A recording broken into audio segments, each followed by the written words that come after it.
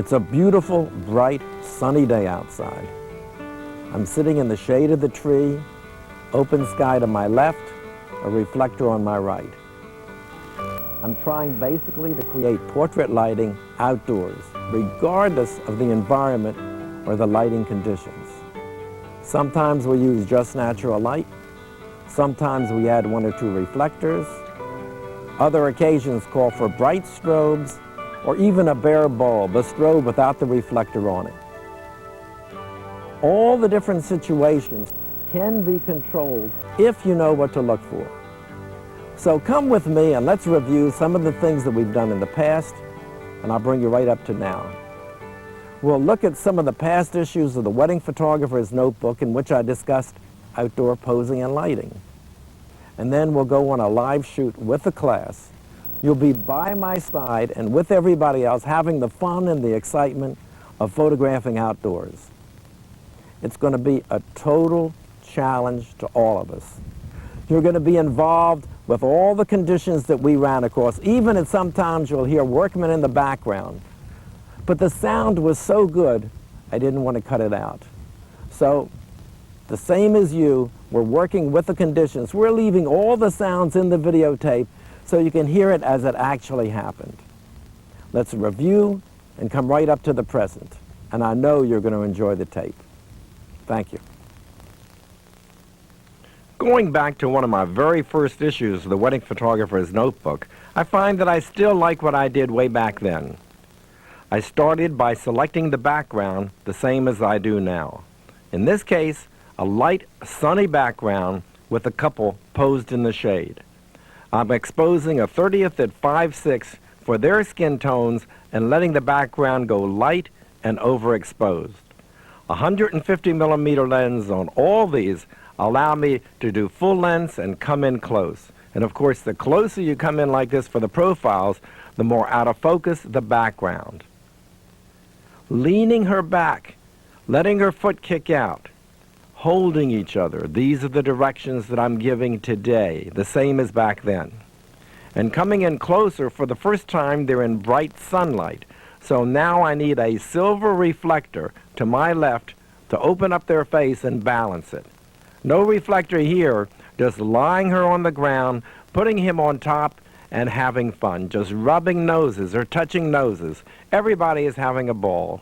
And then he just holds her, tucks her in his arms, cares for her, and we're getting the expressions.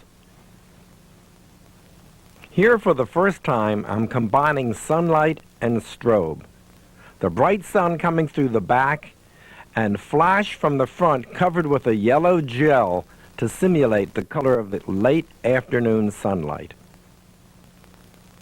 Photographing people outdoors where I'm not getting direct sunlight, I usually find an area beside a tree where I can let the open sky light from one side and the shade fall in on the other.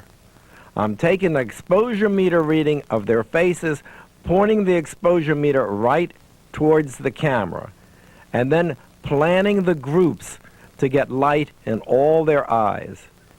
I'm not turning their faces towards the open sky or the lighting would be flat. Instead, I'm coming in from a 45-degree angle to the tree to keep the side of their faces in shadow. Instead of looking for a dark background outside, I much prefer sunlight hitting the background and also shining on the back of the heads. Then I'll come in with a reflector here to open up and give direction of light from the front. The strong background light in this photograph needs a weak bare bulb strobe near camera to open up the shadows and give it better balance.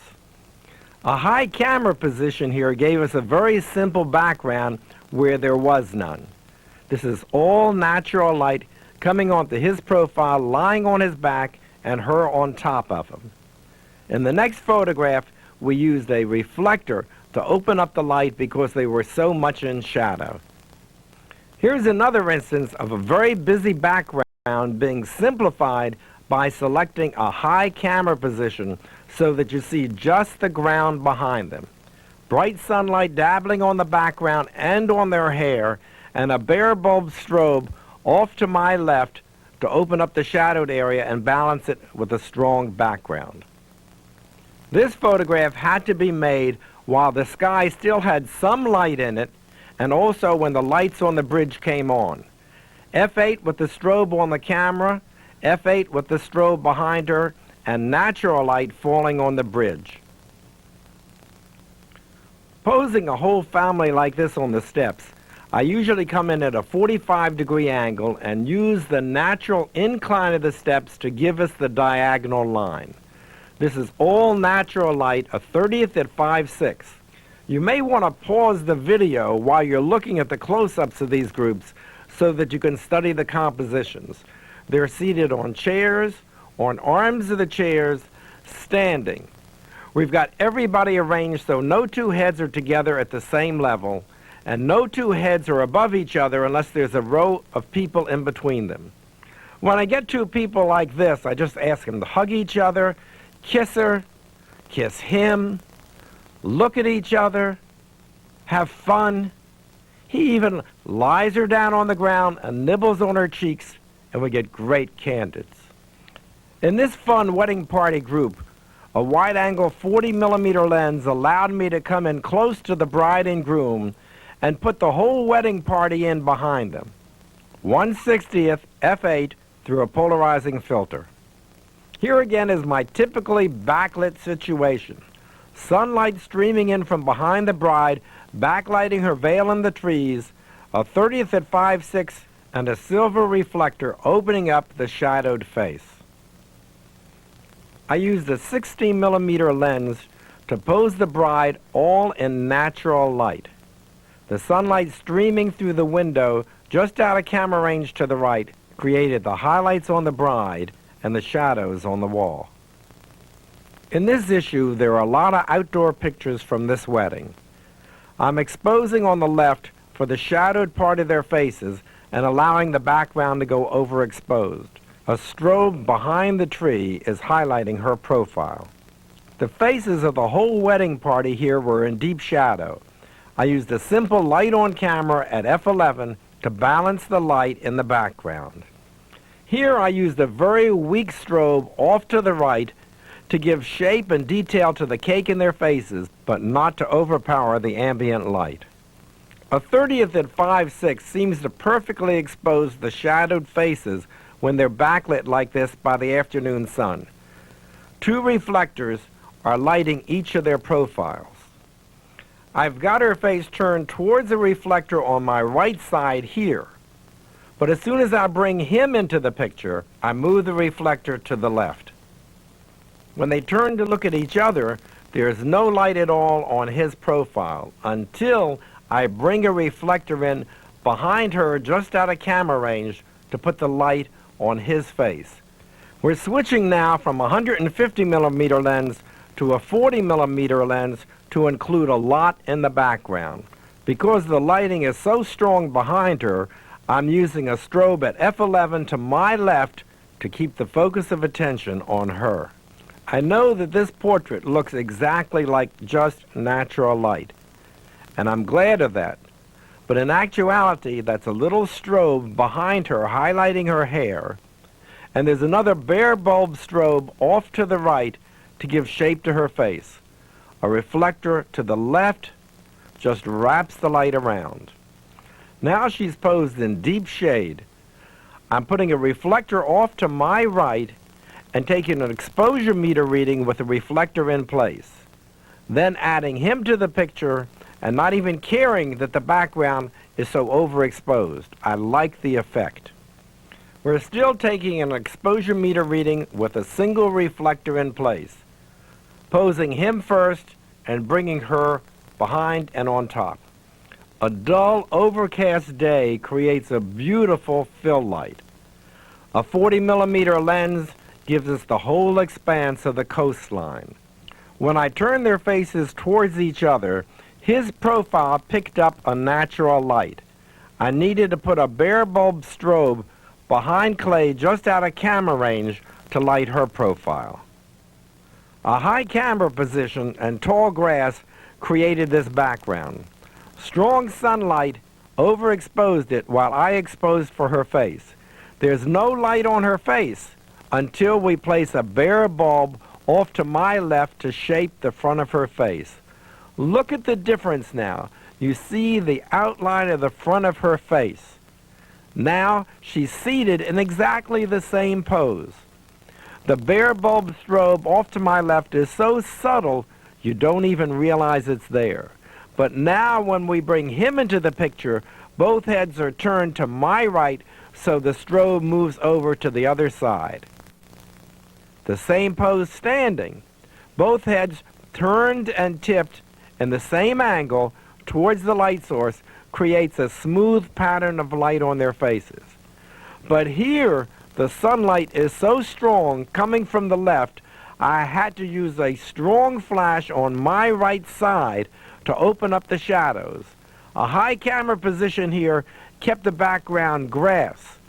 By lowering the camera position, the same spot now has the water as a background, and a strobe at a camera range behind Clay is lighting her profile to match the direct sunlight on his face.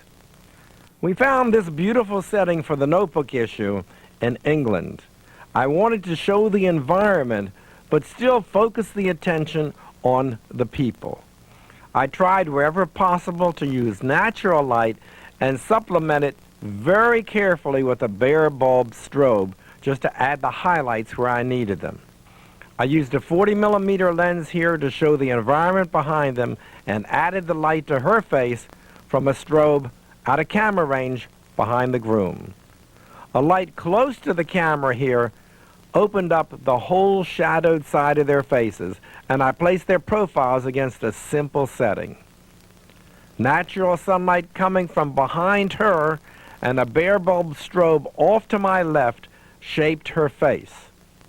Then we added the groom to the picture. We turned her face back to the natural light, turned his profile to her, and once again placed a bare bulb strobe off to the right. When I turned their faces towards each other, I placed the strobe out of camera range behind him to light her profile. Now we're using a 60mm lens to confine the group within the building so that no sky shows. As we build the groups, we put a bare bulb just out of camera range in the background to the left to separate them from the background. 1/30 f5.6. Now again we're using available light combined with strobe. The strobe is just inside the archway to light her profile.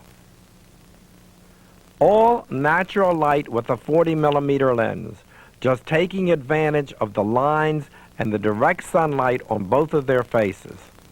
They're under a porch here I exposed for the natural light and just brought in a bare bulb strobe off to my right to shape them a little bit more definitively. I used a 40mm lens here so I could include all the arches in the background. I posed the bride close to the lens, added the two girls, put the men in between them, and used all available light.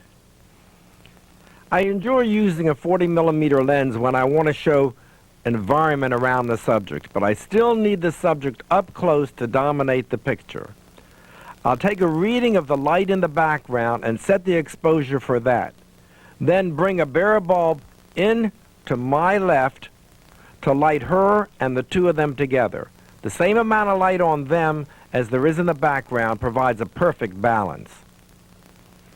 Now we've placed them further into the background, turned their bodies and faces, so I'm now using profile lighting, one bare bulb strobe off to the left to balance the light in the room. Just recently, I took some of my favorite outdoor pictures and published them in 2 posing and lighting guides. Let's look at a few of those photographs now and see how they were created.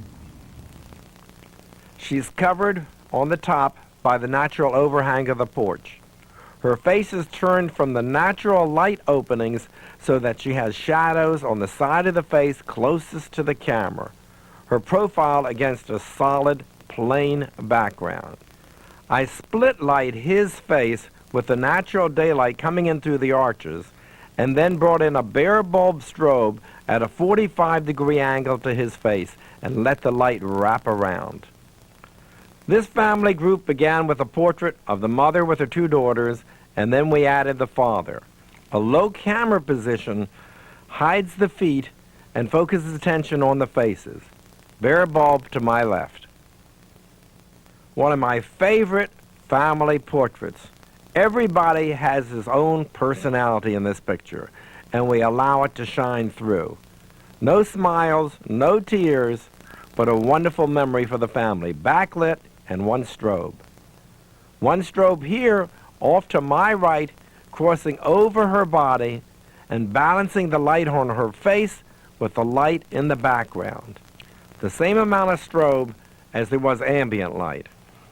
What appears to be natural lighting here is actually a strobe in profile position, and the backlighting on her head is completely by natural light. Everything against a simple background.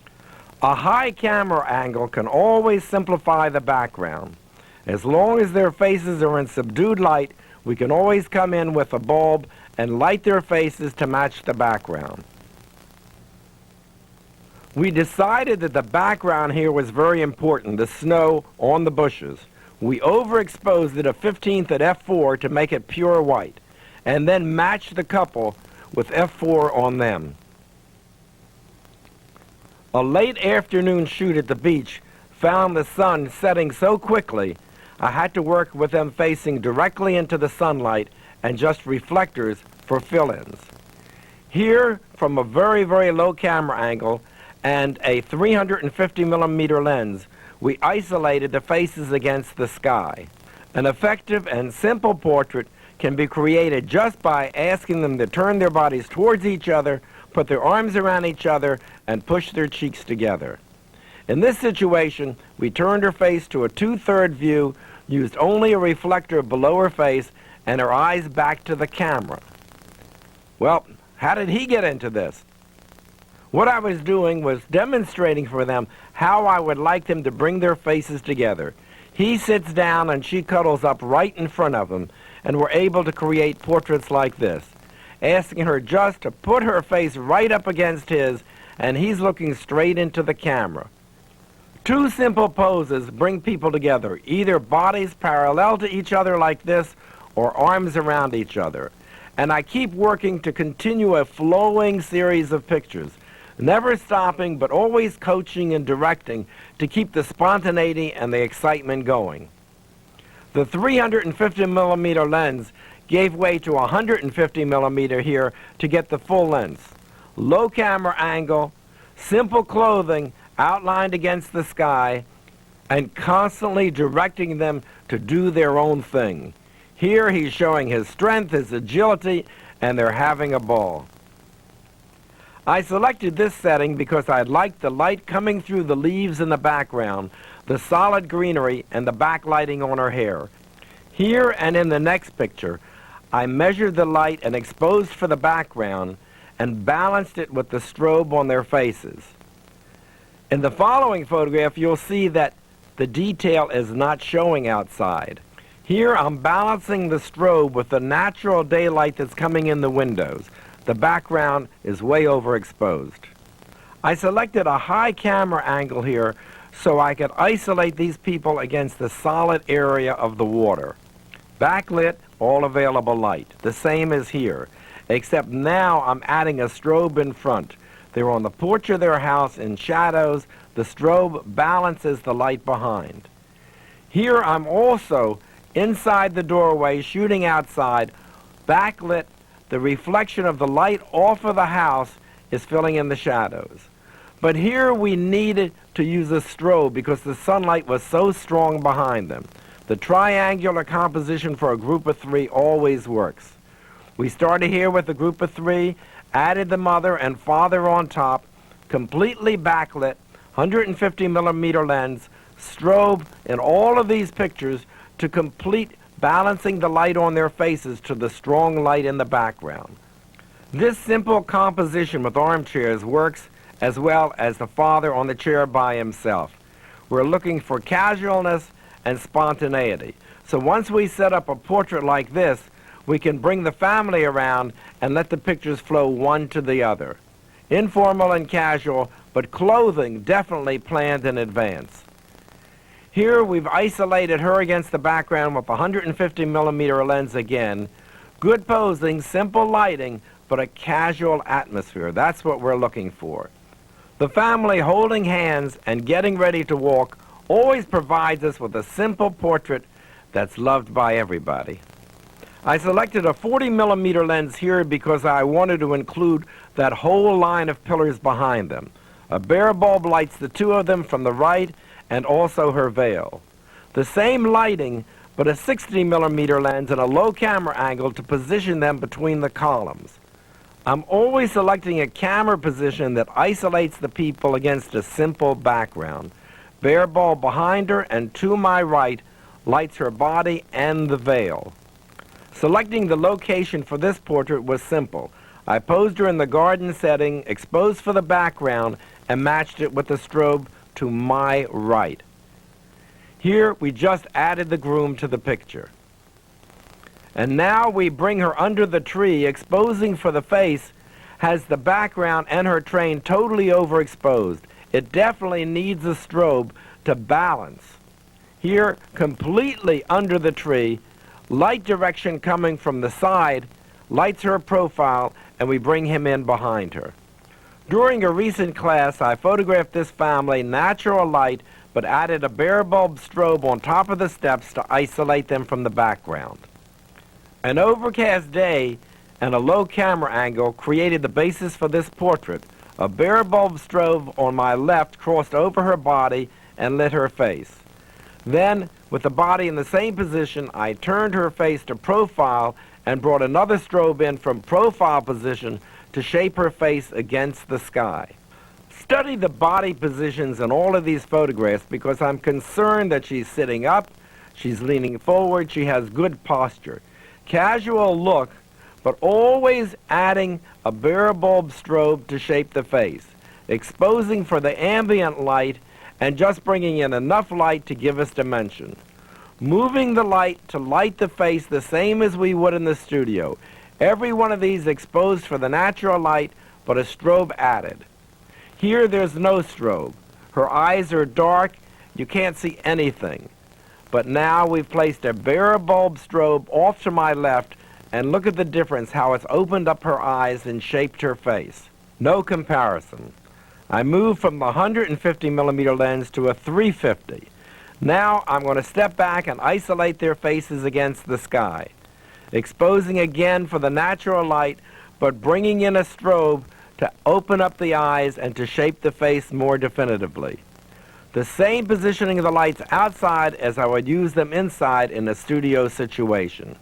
Instead of exposing for the ambient light here, I overpowered it with the strobe. Printing it down to get detail made the background go much darker than it was. I selected this location because I liked the patterns on the sand, but the brim of the hat caused a lighting situation that didn't show the features or her eyes. I tried to shape the face by bringing a reflector in from my left, but I didn't like the shadows it created. I now moved the reflector to my right and got beautiful portrait lighting. Notice that I'm always keeping her body at a 45-degree angle. Okay, here comes the fun part. You're going to join me and my class live. We did a beach shoot in the midday sun, a little bit later in the afternoon. We went inside for a while, balanced some daylight coming in the window with strobe light, and finally went outside for the sunset. Always different problems and solutions. I think you're going to be able to learn a lot from it and use a lot of this in the style that you want to develop. We're here to help you, and I hope and I'm sure you're going to enjoy this part. Okay. The first thing that we do when we come outside is check which direction the light is coming from and what the background's going to be for the picture. We need to have light that we can control. I can control light, especially when the people are shaded. So backlighting situation is perfect. So I have to look and see the light is fairly directly overhead. But fortunately, it's a little bit coming from that direction. So if I turn in this direction and watch and see what's coming, I need a background that's simple, that I can isolate the people from everything else that's around them. I see two perfect spots right here. So why don't we just look around here and see if you pick the same spots that I would. If you just look slowly around here, just give me an idea from your own mind where you would select. Right. Okay. Certainly right in front of the trees is going to be a really plain, simple place because it's dark in the center and it's light on the upper periphery there. And I like to have light in the background. There's some photographers who would prefer to have a dark background. If I wanted a dark background out, outside, if I wanted a dark background, I'd just stay in the studio. The whole point of going outside is to have the feeling of outdoors in the photographs, but not have it distract. We're still not photographing the scenery, we're photographing the people, and the scenery is only setting the stage. If we're going to isolate the people against the background, we can do it with the dark background and the light background. The dark background, of course, is going to be right here in front of the bushes, and we'll be able to get all the light coming through the back of their head, giving us separation on the hair. Now what we're going to have to do is to put amount of light on the face that'll give us some kind of shape and form to the faces. So when we're working in bright sunlight, I don't think a reflector is going to work because they'll be squinting. Whoever is posing is going to be squinting. So we have two considerations. We could use a strobe with either a bare bulb to get a weak light or a much stronger light with the reflector on the strobe. And I guess it depends on how much strong light is coming on the back of their heads. If the back of the hair is fairly toned down, we can get away with a bare bulb then close. If it's very strong sun, then we're going to have to use the reflector. So I'm not sure which we're going to do until we get to that point. The other location that I've selected is right here on the hill. We're going to come down low. We have to avoid the buildings in the background. So I like the grass, the sand, and the sky. And you can see the shadows coming directly towards us, which gives us the idea that it's totally backlit. And in that situation, I'm almost positive we're going to have to use the strobe with the reflector around it. So let's start in the subdued area here with a dark background and do a similar setup on the hill. And you see, here we're working by the bushes on a flat surface. A little bit more difficult to work on a flat surface than it is on a slope, because we want to get heads at different levels. So let's start over here, and we'll just, how about if we use the two of you? Mike, Louise? Before we even start, let's decide on the focal length of the lens we're going to use. We want to confine the background to just the area where the light and the dark meet. We don't want to see the buildings behind them. So that means we need a long focal length lens. We'll go with a 150 millimeter lens. Even before we take the picture, we can take an exposure meter. Clay, let's set up an exposure meter and see what the ambient light calls for. I'd come right here in the shade. I'd point the strobe meter towards the camera. 60 at f8.5. 60 at f8. So we're rating the film at ASA 100. Exposure is going to be a 60th at f8. So you want to come in here? Louise, why don't you just sort of like curl your feet up right here. I'm going to place you out here where I get more sunlight on you, so that's good. Can you sit and just curl your feet up that way? Now I need your body to come all the way around this way to me, so you'll be at a 45-degree angle to the camera. That's our basic pose that we do inside in the studio, the feminine pose. The body at a 45-degree angle to the camera, leaning forward slightly, her shoulders turned a little bit, head turned and tipped to her high shoulder. Then all we need to do is put you right in here through here. Can you come down on your right knee? And sit down on your heel so your head's closer to her. And come up tall. That's right. Come up even taller than that. I'm going to push her shoulder back just a tiny bit more. Let the hand come back here. We're going to tip her head back and turn his head to her. And this hand, how about if you close this in here and just hold her hand right here. Let's put your heads together. You notice that we're tipping the heads in the same direction. So let's look at the way this light is pointed here. Instead of pointing the strobe at the people, the light doesn't come out of the tip of the strobe. The light comes out of all the way around it. So we're going to turn the strobe not towards them like this or like this, because then it's going to get in the lens of the camera. What we're going to do is we're going to turn the strobe so that the back of the strobe blocks the light from getting into the lens. We're going to hit them at a basically 45-degree angle, and the light's going to come right there on their faces. Now, the reason I use this instead of with the reflector on it is because this is going to give us a much more subtle lighting from the highlights of the face to the shadows. It's not going to wipe out all the shading. The skin tones will reproduce much more delicately. So let me check the camera out now, get the camera established, and we'll figure what height we're going to use the lens at. I have their heads against a fairly dark area of the background, which is good. If I come down here, I'm getting a few more light tones of the tree. So I could actually use the camera angle here or up here. But I would much prefer to be down closer to the ground when possible, because I would like the plane of the film to be parallel to their bodies. And since their bodies are basically straight up and down, since I have the ability to come down low and still not get a distracting background, I'd prefer to do that. Okay, what we're doing here is we're isolating them with the light coming from behind and above. So it's lighting their shoulders and separating them from the background. But where he is now, he's too close to her.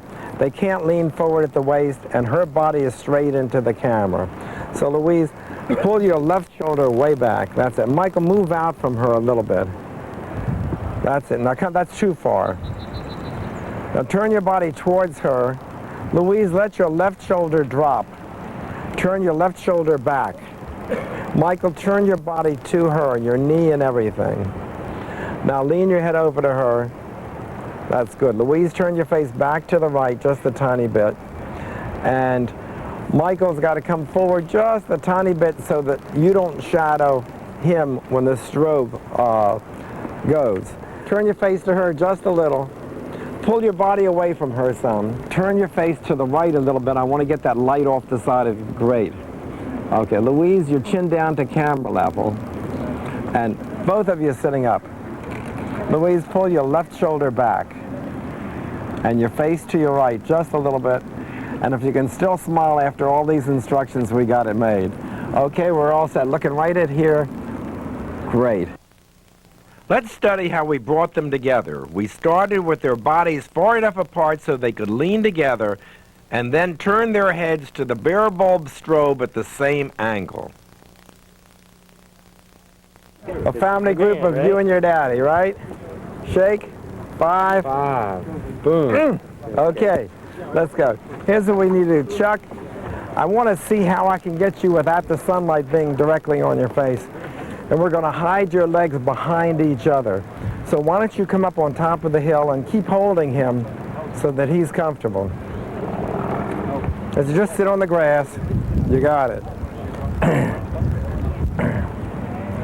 Chuck, Chucky, and Cindy, I'm sorry.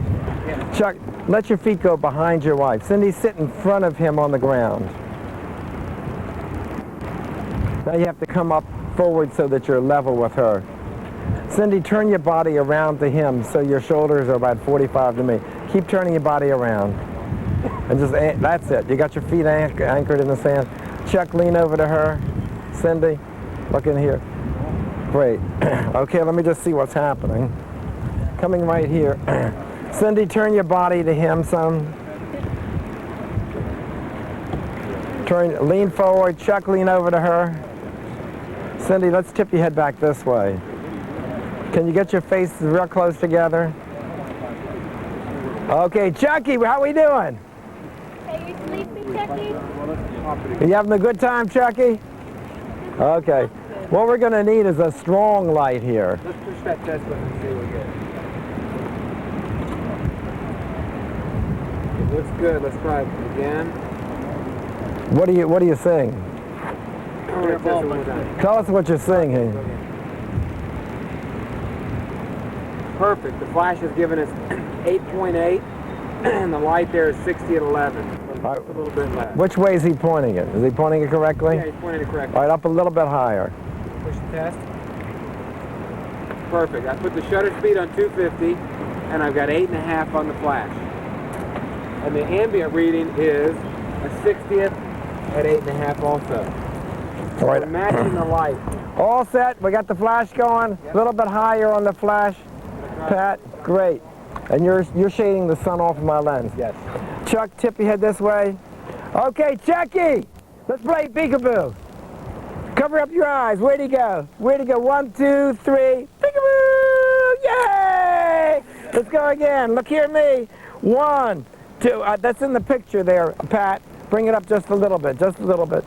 Okay, let's go again. 1, 2, 3. Peekaboo! Yay! Look up here at me. I can't see your eyes. 1, 2, 3. Peekaboo! Yay! All right. Simon says hands on your knees. Okay, yeah! Ha ha! Chuck, take your hand off of your knee and hold him underneath his tush so it doesn't look too big. That's it. Simon says, open your mouth. Close your mouth. Nah, Simon says. Turn your face to me and get in closer to your daddy. Get your head up close to daddy. Okay, all set. Let's straighten your head up, Chucky, just a little bit. Who's your man? Yay! Put your hand down. Okay, here's where we need the strobe now. Way up on top of the hill to light their faces.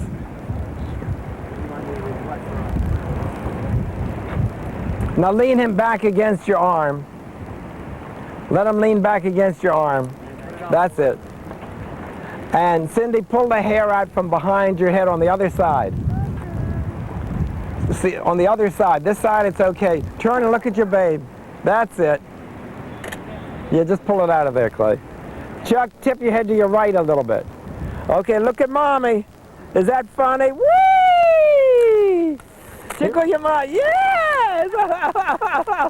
Look at me. Everybody, put your heads real close together. Put your heads real close. Chucky, look here. Chuck, Pat, bring the light in the front now. That's it. Gee, here we go. Put your arms around Mommy. Squeeze her neck. Hug Mommy. Way! Look up here. Open your eyes. I can't see your eyes. That's it. Hug her. Give her a little kiss. Look here at me, Chucky. Turn your face to me, Chucky. Can you see me? That's it. Chucky, turn your face to me. Here we go. Hug her. Squeeze her. Chucky, look up. It's in the picture, Pat. Chucky, look up. Squeeze. Squeeze. Okay, great. The background was perfect. Everything was good. How about a hand for Chuck E. Cheese over there? Okay, let's look at some of the pictures now. I could have actually used a bare bulb strobe or a strobe with a reflector on it for all of these pictures. As a matter of fact, I changed. But when the faces were pointed towards the camera, I kept the flash at about a 45-degree angle to all of them. I wanted to get equal light distribution and balance it to the light that was in the background so that we could have detail throughout. But when I turned their faces to profile position, I decided to bring the light up on top of the hill to light the father and mother's face, and I put the reflector on here because I felt I needed it to shape their face against the strong backlighting from the sun. Always playing to each other and watching for angles of the face, but more than anything, getting fun expressions to put a whole series together for the family. A wide-angle lens included the whole location. All right, what I love to do is just look around me and see what the light's doing on the back of your head, on the side of your face, and just to look around and see how people are standing natural. Sometimes we have to make a few changes. But I looked up here on the hill, and Alex has got, from a low camera position, can you bring the video camera down low and photograph him up against the sky? For Alex, you look great, the black against the sky, except What we need to do, Alex, is turn your face a little bit, great, and look into the top of the house there. Smile, okay. That's beautiful. All we did there is watched and see how he's isolated himself against the sky. And what's so great is everything is light. He's dressed solid black, and he just stands out perfectly. So there was a situation where we did absolutely nothing. Just turned his face again, turn your face to the 2/3 to thin him down. Coming over here, the natural light, there's nothing to do. The sand on the bottom is filling in the shadows. The whole idea is when you see it, shoot it. Let's get Pauline up there, all right, so you can see what's happening. But against the sky. Now what we're doing here, Pauline, are you all in white? Oh, I think. Okay, why don't you put the glasses up on top of your head, and that'll hold your hair in place as well. You want to go barefoot? Whatever you want, boss. Let's do it. Right up on top of the grass. Okay, let's move over here this way, Pauline, so I can see the grass on the right side of the frame. Still some more. Great. So the way I visualize it, the grass and everything leads up to her. She's going to be in the lower left part of the composition. So I'm just pre-visualizing everything. It's definitely full length. So we're going to have to turn her body at an angle. And it's almost an impossible lighting situation because it's very strong light coming from the left side and then into heavy shadow. So, and we have to control the light on her nose, and probably in this point, going full length, we're going to have to bring in a strong strobe, so it'll be the strobe with the reflector on it. You follow me, Ricardo, on this time? Okay. So Pauline, turn your body to a 45, spread your legs equally weighted on both of them, and if some, just shift your weight back onto your left leg, and just sort of let this foot drag. That's it. Turn your face to the left. Let's see what happens. Great. Turn your face to the left a tiny bit more. Okay, that's going to be great, except that the shadows on her face are going too dark. So now we want her looking to her higher left shoulder. Pauline, lean. That's it. Great. Clay, we're going to have to bring the strobe almost directly in front of her face. All right, I've got a 60th at 22, so we're going to have to go 250 at 11. 250 at 11, and I'll give you 11 out of the strobe. You are the boss. Switch the shutters around. I'll do it right now. So 250 at 11, I'll give you 11 out of the strobe. Okay. Did you understand that? You're basically wrapping the light around her a little more to cut down That's the right. shadows, right? But I'm not putting the strobe from camera position because that's going to wipe everything out. You're just bringing it On the profile, I'm just turning her face almost directly into the light. She has the strong light giving us great light in front of her face, and the profile light's going to come in from in front of her nose, and that's going to wrap the light around her. I got a question. But we've got to keep her body at a 45. Let me just finish this. I got to keep her body at a 45 and then lean her back to make her looking to her high shoulder. Go ahead, All right, Joe. if you get her in the profile, couldn't you just take a fill light like you do in the studio at a, like a stop below, and if you get the correct look on her face, fill in that way? It would have to be less than a stop below. It would have to be 2 stops below. But ideally, the fill light here is just the open area. Yeah. The open sky is the fill light. So we're not looking for a fill light from the strobe. What we're looking for is a light that continually goes from highlights to in-between tones to darker tones. And the light on camera would tend to flatten the shadows out too much. We might even lose some of the folds of the clothing. So let's use the open sky as the fill light. And we're using this to just wrap that strong light around. So let me just shoot the picture and then we'll talk. And your eyes open, we got a maid laughing. Ha ha! Great. Let's do it again. I'm using the front shutter of the camera because the back shutter only sinks to a 90th of a second. 250 at 11? I was 1/25th. Should I go 250th? Either way, 125 is good. 125. Okay, we got it. Doesn't matter. No, you're right. It's got to be 250, really. It's direct sun and she's in white. Okay. Pauline, your hips away from me a little bit. Lean back. Face out that way. Look at him laughing. Whoa! All right. Anytime we photograph somebody full length, we have to pose the body to camera position. So it's as if she's turning her face to the camera. So a profile pose or a full face pose, let's say a full face pose to the camera, her weight's on the back foot, her front foot's bent, and her head is turned this way to the high shoulder. Now we're going to turn her face to profile, and we have to lean her back this way to make this her high shoulder. So actually what we're doing is we're forcing the high shoulder. But anytime the body's in the picture, you have to pose the body first to look good from camera position. Turn the face to any angle you want it to be. Now if her profile is going towards that shoulder, it's got to be the high shoulder. And that's when we lean her back at the waist to create the high shoulder. We were here in the exact same area yesterday, and so far we haven't duplicated any photographs because the lightings have been so different. It's a much different time of day. The patterns are different. And we know that we can work with a hill. We know that we can work with a flat ground. Let's see if we can put together some groups now on flat ground and see when we don't have a hill, if we can build our own group at different heights. That'll be fun to do.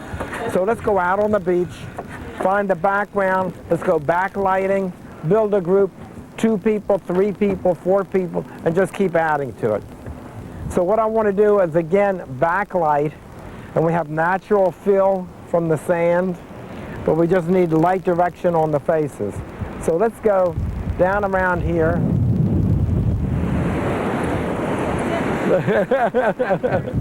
Okay, let's just keep adding to the picture. Chuck, come on forward some.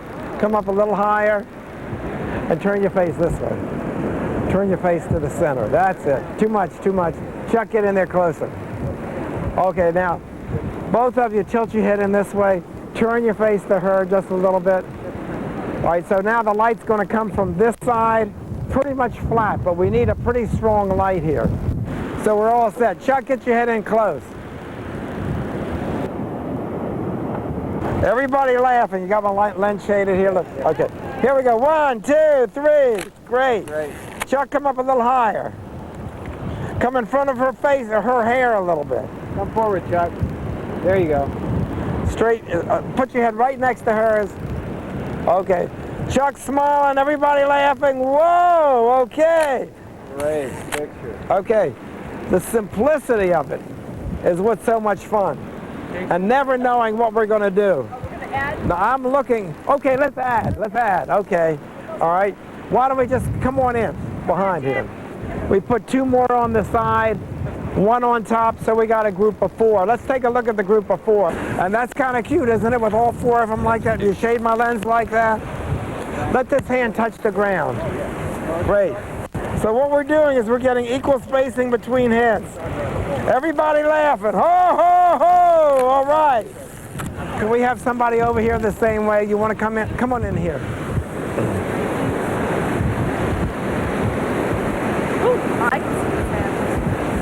That's all right. That's kind of fun. All right, let's get a couple more people in here. Come on, guys. Come on. You're white. What's the difference?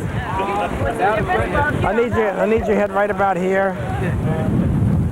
That's great. Okay. You got to come up taller. We're building in here. I need a head right in through here. Come on, guys. Come on, Charles. Everybody.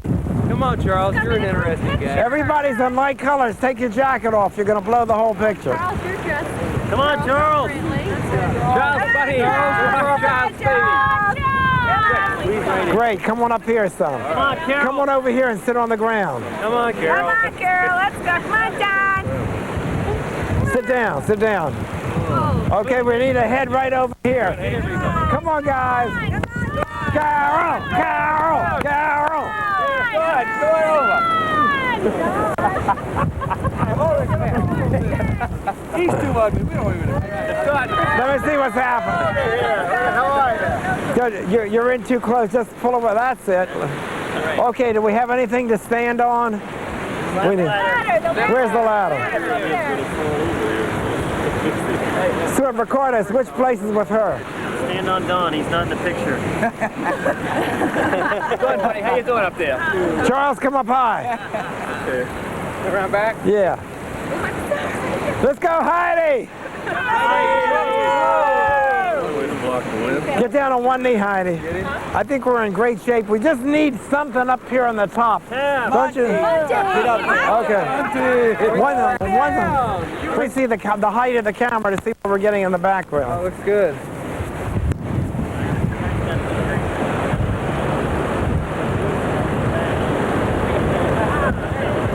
Open up and let's let the background go away.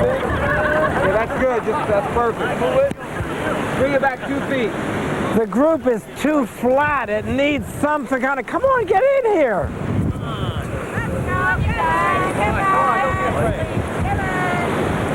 We have to get to the reception. Come on around here. Monte!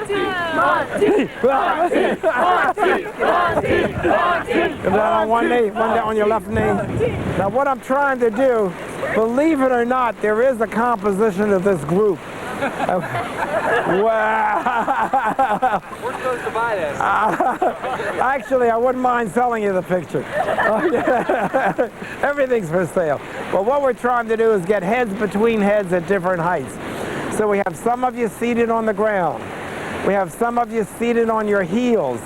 Some of you kneeling and up higher. Some of you standing, leaning over a little bit. Some of you standing straight.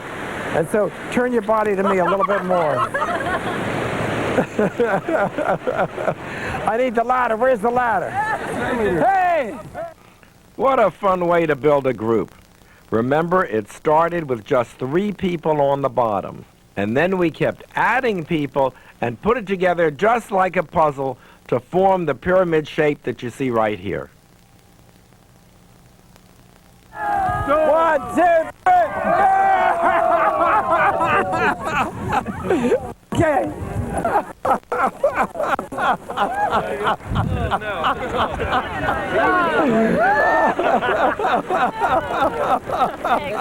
I have no feeling in my right. Let's go in. We'll talk about what we did, and we'll come out again later in the day for something different. Okay. All right. Woo, woo, woo, woo. Okay. It's just too pretty to go in, and it's too exciting. So what I'm noticing, I'm looking at the shadows on the ground. I'm seeing the direction the sun is coming from here. I can turn her and get a profile lighting on her. Let's see, what do I do? Right over here? Yep. Is this giving me profile lighting right now on the side of my face? So we can shoot into the sea, get profile lighting on her, get some sucker to walk out in the water with a strobe. Jackie, walk out into the water with a strobe and light his profile. Real strong light. Turn this way, you front to me. And you're right. Here's what we're gonna do now. Watch this. We're gonna pose her body to the camera. Your camera right over here. So you're gonna have to put your, let's pose. That's it. Turn your face. Okay, there's the lighting on her face. Now, when she's standing this way, she has the ability to let her foot go. Cross your foot over this way. What are you doing in here? Okay, that's all right. That's okay. Stay. This foot can come. I just started doing these. Let me see what's happening. Let this foot, Pauline, go back this way. Great. Lean back some. How about a 40 with a polarizer? Do you have a polarizer? Monte, can you just lift my jumper up, please? Put your hands on your hips. Both hands on. Hold her hand, Pat. Put both your hands on your hips. All right.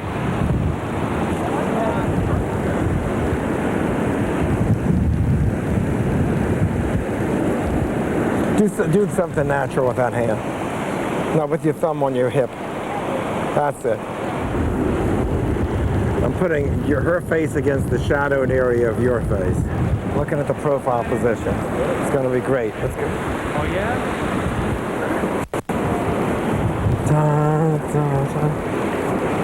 Put a polarizer filter in there.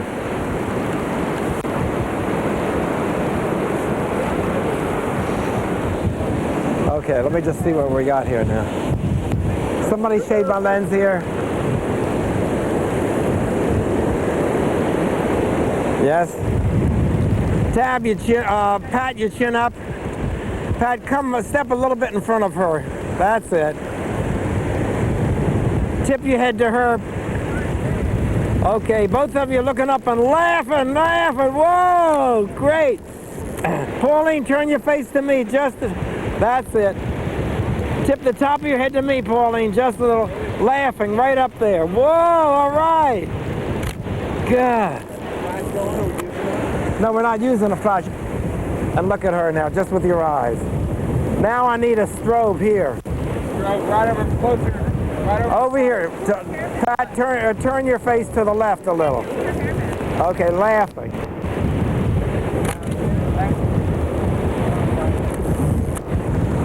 Let's do another one.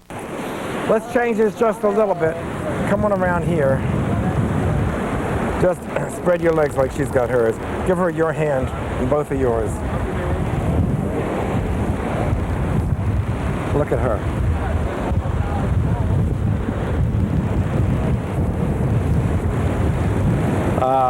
Too many hands here. Put this hand behind her. Lean back some. You're going to be looking towards him. Now I need the strobe. Where are you? I need the strobe to light his profile right in through here. Come in behind her head onto him real strong. Okay, turn your face to him and let me see what's happening. All right.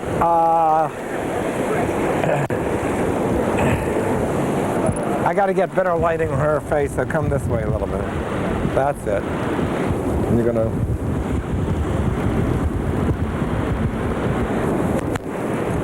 It's okay? Good. We're going to switch it from a 40 to 150, and we'll show you the difference. We'll take two pictures like this. You're out of her eyes. And your hands lower. Way down, way down. That's it, laughing. Pat, turn your face to the right. Pauline, turn your face to me. Laughing, Paul. Pauline, your eyes up a little higher. Let's go it again, just like that. Pauline, tip the top of your head to me.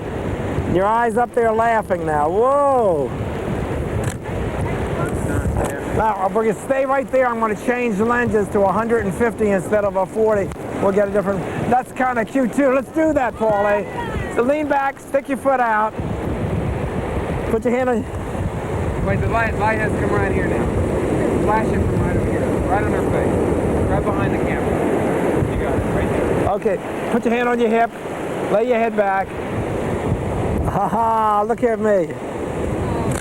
Let's do it again. Point your toe. Just fun. That's what we... Yes. Again, like we're standing out there. Well, that's the way we're going to do it with the 150. We didn't have to... See, here's the thing. Depending on where the light is, he didn't have to get in the water. Oh, it's good this time. You going to give me a 150 lens? Ooh. We need a warm-up puddle here. Let's do it. Just lean her back. Let your foot kick back. Lean her back here. Get out of her light.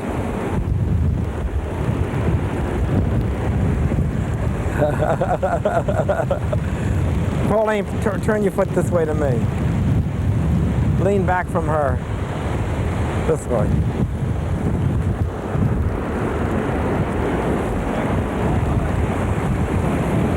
Hold her hand.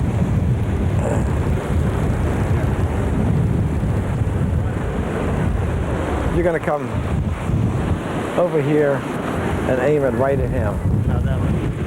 Patrick, lean back from her. Hands down lower. Tip your head to me, Patrick. Look up. All right. Done. Let's go in. Warm up. Warm-up time. Wow, what a fun day. Look at the 40-millimeter lens includes the whole beach line. But when we use a wide-angle lens like this, we need to keep the subjects close to the camera. These are all available light, just turning the faces to capture the lighting the way we want.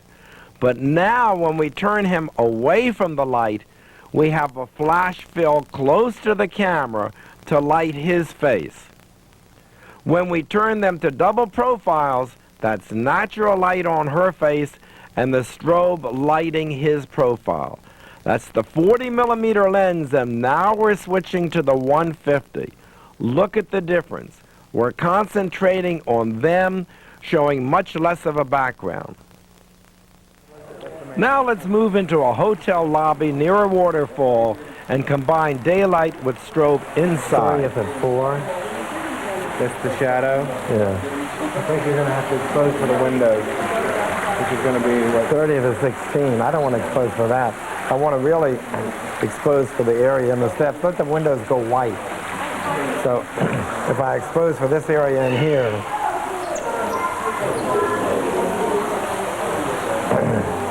'30th at like 5, 6. Let the windows just go white.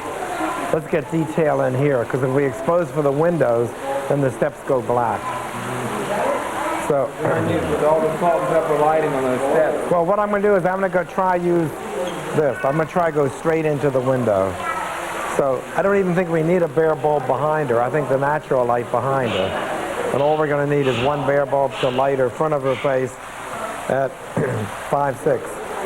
Let's get 5, 6 on the bare bulb. Okay. We'll take a Polaroid test, and I think we have it. We're going to go ahead and meet her. Put it on non-cord. Zip it up to like 250th of a second. Ready? Yeah. F4. What did I say we needed? 5, 6? Yeah.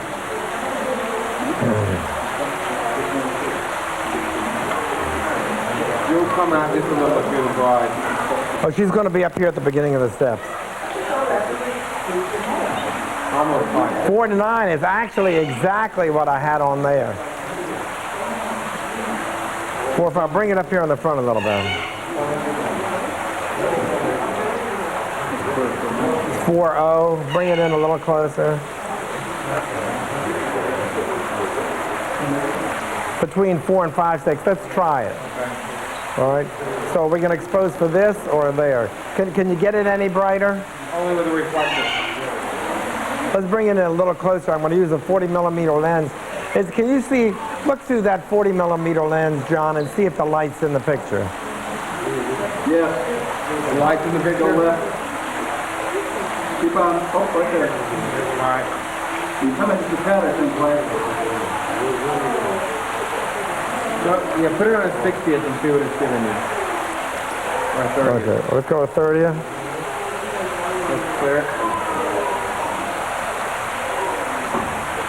5, 6, 9. All right, shoot it at So that's daylight and strobe combined, right? Yeah. So shoot it at 60 at 5, 6. 60 at 5, 6. 60th at 5, 6. Okay, that's a good compromise. Good Polaroid. All right. So do we want the Polaroid to be accurate, or do we want the Polaroid to be light?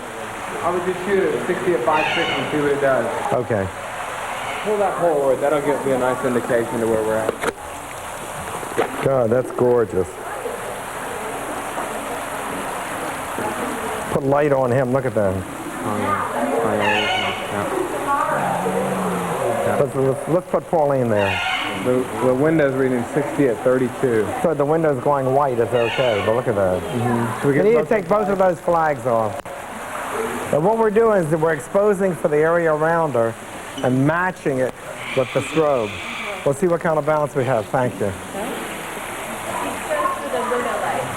No. We're exposing for the light on the steps. Bring it down one f-stop and see if we can pick up a little bit more detail. Even the negative would print better than it is, you know, on the Polaroid. But I'd like to bring it down just a little bit deeper in tone. And we'll see what we have. Plus, I'm looking at the symmetry of the rail on this side, and I need some rail on this side. So I'm going to be a little bit more specific about the camera position now. Turn your face to me just a tiny bit. And I'm just watching the symmetry of the staircase now. And I think we have it just right. In your eyes, just a touch of a smile. Just for fun, do another test at a 500, just for fun. Turn your face to the right just. Okay. Wait, what was the one previous to 500? 125th, so we dropped the background down 2 stops. That picture that David Zeiser did that he got so much mileage out of was at a 500. You probably pick up the lines in the window. David, who? Okay. On the right-hand side, we're going 125th of a second, and the windows are just blowing completely out. They're so overexposed. On the left side, we went at 500th of a second, but I think it deepens the tones and there's too much detail. I think it takes away from the bride. Particularly, we have to watch this heavy pane center post of the window coming out of the middle of her head here, and I moved her a little bit to the left. I like it better when it's off-center, not coming out of the center of her head. So we're definitely going to move it over, and we're going to go with a lighter background. 125th of a second is going to pull it up. Let's go for it. Let your shoulders relax down. That's better. Okay. Everything's going. Gorgeous. If you can walk around, this is the 2/3 profile, full face, back 2/3, back profile. You can do that picture from anywhere. But we did it full face. Let's review how we got the exposure. We measured the light and exposed for the ambient light on the staircase. A bare bulb to equal it coming from our left to light her face and body. And we actually ended up with another bare bulb behind her dress to highlight her veil all the way down to the bottom. We're always thinking of various ways we can combine strobe with daylight. Here we measured for the light in the background and exposed for it, and brought the strobe in from our left to balance the lighting behind him. Turn your face to the left a little bit. After a short rest period, we waited until the sun was just beginning to set and turning golden orange. Then we went outdoors again and posed her portrait posing using strictly available light. We never turned her face directly into the sunlight or we'd have flat lighting. Instead, we turned her face just exactly as we would in the studio to achieve this portrait lighting on her profile. A low camera angle isolated her against the sky, 150 millimeter lens, and tipping the camera to achieve the composition. One more time. We were having so much fun, we decided to look for another location and continue the shoot. Put your hand on your hips. Turn your face to profile. Can I have a bare bulb out here, please?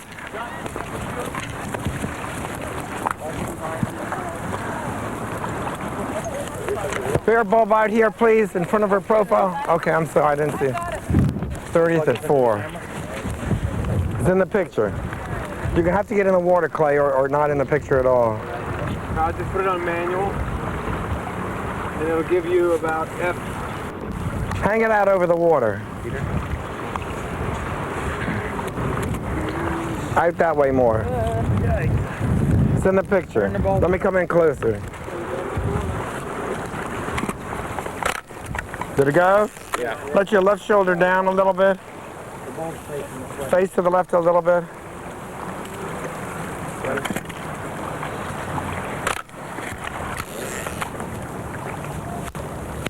Five, six. So it's going to be too strong. Well, it'll darken the sky. Okay. That'll be great. The sky will go darker. Shoes? Profile, double profile. No shoes, no shoes. That's perfect. What we're doing is we're putting more light on her face then we need, the background is going to go darker. If you have more light on her than on the background has to go darker. Sunset and the color in the sky is going to darken. There's not a lot of color in the sky, but when it goes darker, it's going to look better. Pat, come out a little bit further. Coming up high, getting your heads in the water. Pat, your chin up.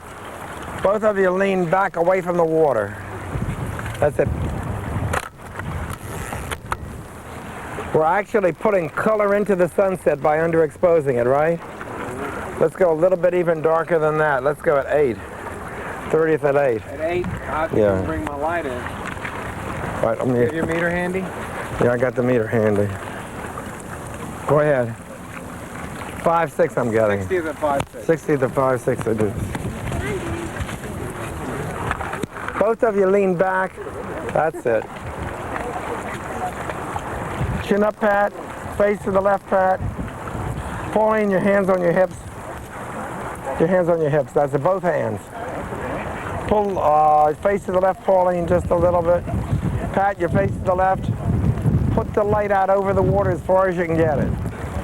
Pat, your face to the left. Tip the top of your head to Pauline. That's gorgeous. Make sure I'm not in the picture. You're not in the picture. I'm going down real low, putting their heads up in the sky. I had their heads below the water before, now coming down low and putting their heads up into the sky. Pat, tip your head to her. Did you put the reeds down like that? Behind them? No, it just happened to be there. Go. All right, we got one. No, well, that's it. We've got it. How about a hand for the two of them? And you're still going to get that background. Yeah. Is that right? Yeah. Well, what we did is we underexposed the background a lot. The exposure was perfect for the sky. Okay, Exposed for so the sky. we exposed for the sky and Brought just... the light up on their faces to match. To find We lucked out again. Oh wait, that was for ASA 400.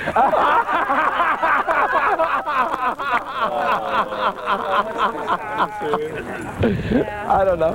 If we had, was it? No, I'm kidding. It was for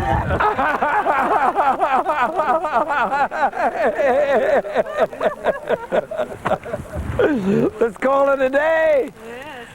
Wow, we pulled it off again. Here she is, silhouetted, no strobe. And then when we add the bare bulb to it, just look and see how we're outlining her face and her figure. A little bit more light on her allowed us to print the picture darker and the background get more saturated with color. Then when we brought him into the picture, again, there they are with no flash, almost silhouetted. Add the strobe, and look at that.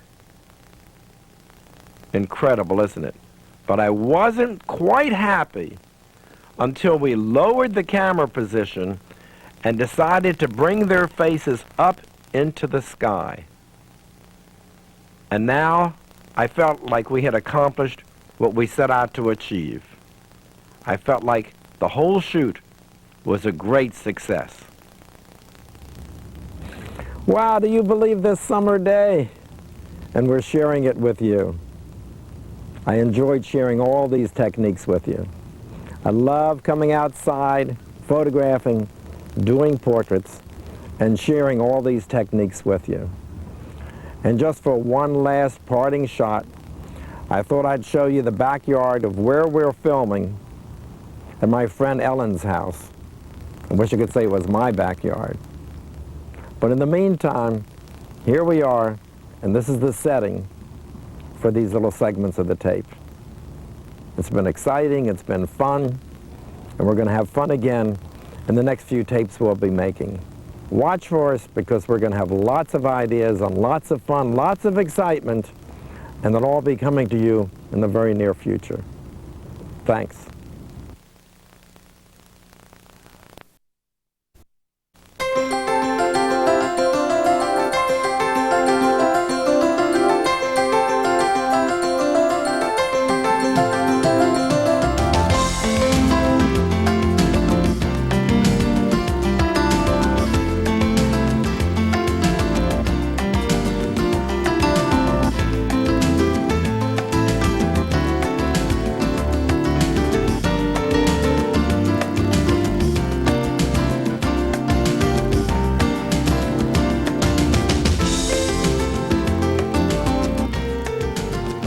There's been quite an evolution in photographic lighting even in my age.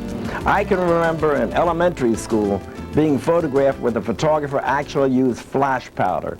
It lit up the whole room from the subject all the way to the background, and it looked completely natural.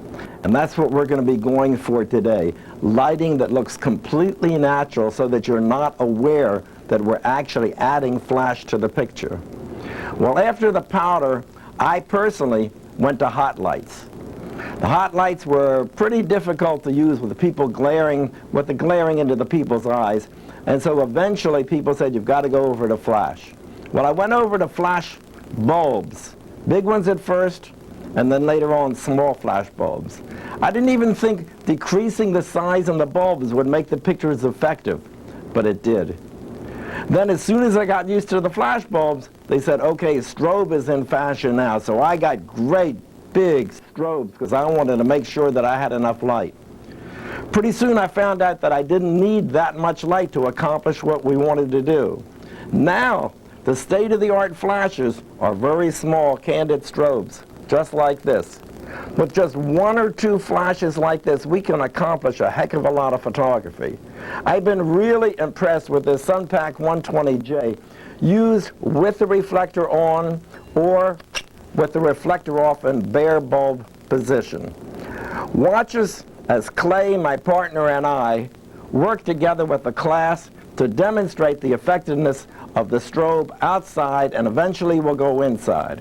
We'll review a lot of what we've done in the past and bring you up to date with exactly what we're doing with the strobes now. Thank you. The whole purpose of going outdoors is to have another dimension of the photographs. You want to have a lot of depth so that it doesn't look like a studio portrait. Yet, at the same time, we're posing people the same way we do in the studio, and we're lighting them with the same light pattern. So there's not that much difference. The first thing that I'm going to do is look for a background. I look for a background that has light on it. It's either got direct sunlight on it or it's got light filtering through from the back. So in this first instance, we're going to photograph the people in the shade with the bright sunlight behind them. What we're going to do is we're going to expose for the people in the shade. It's very soft, easy light here. The background is going to go overexposed, and I don't mind that in the least. I don't want the background to go real dark. If it goes light, it doesn't matter. I just don't want a dark background on one side and a light background on the other. And if it's going to be bright, I'd like the brightness right behind the people, as opposed to all the way over in the corner to take the attention away from the people. So in a situation like this, when we look around here, I don't want to go into the dark trees back here. I don't want to go into this dark tree. I like photographing back towards the house because back towards the house there's nice light filtering through from behind. I like photographing out here towards the bright fall leaves. And by the way, even in the middle of the summer when the leaves are green, if they're going to be in bright sunlight and we're exposing for the shade, the leaves are going to go overexposed anyway. So it's possible to get a fall look in the middle of the summer. Let's put together first a family group right here. So we have to think in advance, how much of that background do I want to show? I've already selected the background is going to be the bright leaves over there. That's my number one thought. Now my second thought is, how much of the background do I want to show? I want to concentrate the background to just the people with the area behind them. To me, that means a telephoto lens, a 150 millimeter lens. So then I have to decide, okay, where am I going to, I can walk around just like this, and I think right where you people are seated, if I'm up here high, all I get in the background is the shaded grass behind you, right around you. But if I come down low, I can pick up all that background there behind you. Understand, camera height makes a big difference outside because it changes the background completely. So let's start to just put together a family group. We have two girls here, and you're dressed in dark clothing, so you'll be the daughters, all right? And Bruce, you look like you could be the father. You're dressed appropriately. We need a mother for this. Who's got a mother image here? So we've selected the background over here. We've selected this area, so how about if we clear this area? We're going to leave the leaves on the ground, and we'll start posing in this direction. Why don't we start with, we'll pose one daughter at a time. So can you have a seat right here? Right here? Yeah. And let your feet go downhill, if you will. Turn around like this. That's it. But I want to face you into the group, so you're going to turn your body this way more. Still some more. Want to keep your body at a 45. That's great. Okay, we're going to put you a little bit uphill here, and let your feet go right that way. Let me just, that's right. And you'll sit the same way she is, but facing into the center. Great. Okay, can you kneel down right here in between them? Bruce, step aside for a minute. You want to move the strobe here? All right, you understand his light pants are really going to blow the picture here. Let's see. I'm not going to worry about it. Just let's do the three of you together. Just kneel down on one knee, and just both of you lean into him. You can put your arm around both girls and come up tight. Come up a little higher. That's it. Now you can let your left hand come out here and cover up the tush, and your right hand over here. And just put it on your shoe here. That's fine. All of you looking here at me. And you see we have a group of three here. We're building in sort of a pyramid.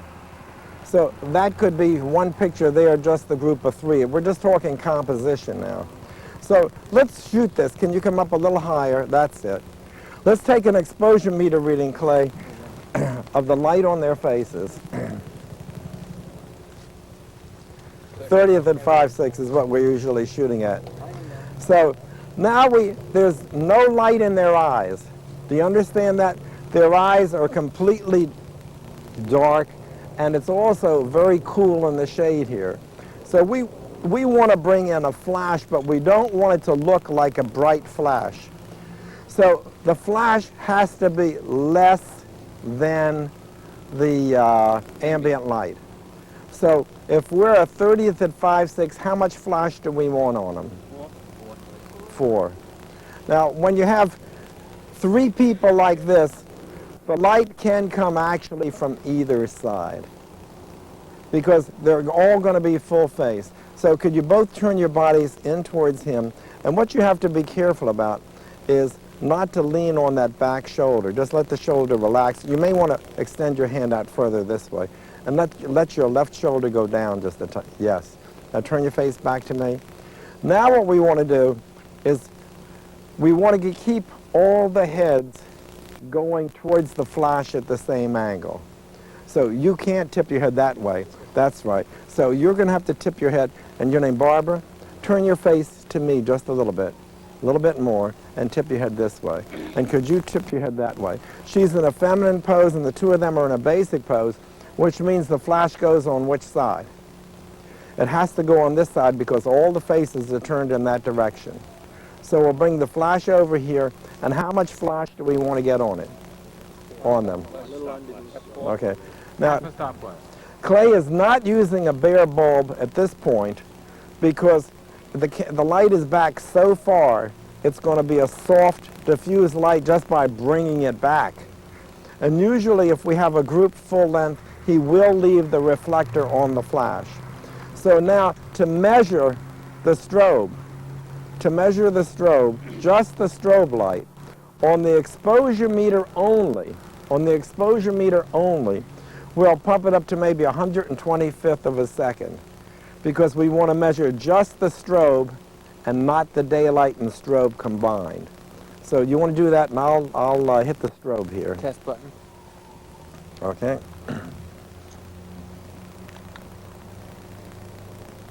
Flash is balanced even. It's the same, so we need to turn it down a little bit. Let's go on manual. I put it on automatic 5/6 to see where we'd be. We're right on 5/6. So we're going to go to manual. And you can look at their faces, guys. You can almost see it if you do it enough. That's going to be right about there. Let's try that. 4.5. What do you say? I think that might work. You might turn it down even just a tiny bit more. Okay, one thing too, look how the reflector is just bringing this big bold light in. I noticed that a lot of times people have family groups and the grass is too hot. Now I'm going to tip it up just a little. Now we're taking this light right into the people and not onto the grass. We're keeping the flash a little bit under the ambient light. We're using a reflector on the strobe because when we bring it back this far, we might need a little bit more than the bare bulb will give us on the SunPack 120J. So what we're going to do is we're going to tip this light up just a little bit. So the majority of the light is passing above them. They're getting just the bottom edge of it. That'll keep the ground from going too bright. And let's test it right here. Yeah, we're getting less than 4 now because we're feathering that light up. We're using just the edge of it. That's perfect. The flash, let's go one more time, that flash. Okay. The flash is a little under 4 now, so we need to just bring it a little closer. Right there, and now we're ready.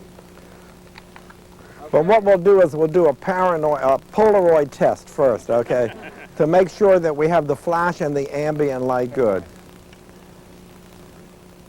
Can you turn your body towards him just a little bit and turn your, no, she's all right. Turn your face back to the light. Okay, I'm looking right here at me. Let your elbow in. Let his elbow down.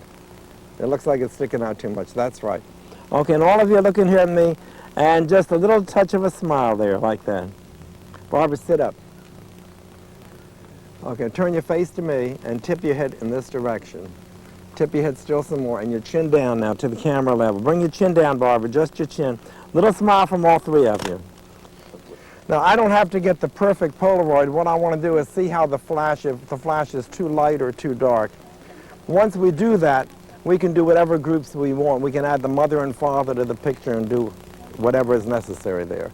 You also check for the position of the flash where it's throwing, if it's throwing a shadow over somebody's face?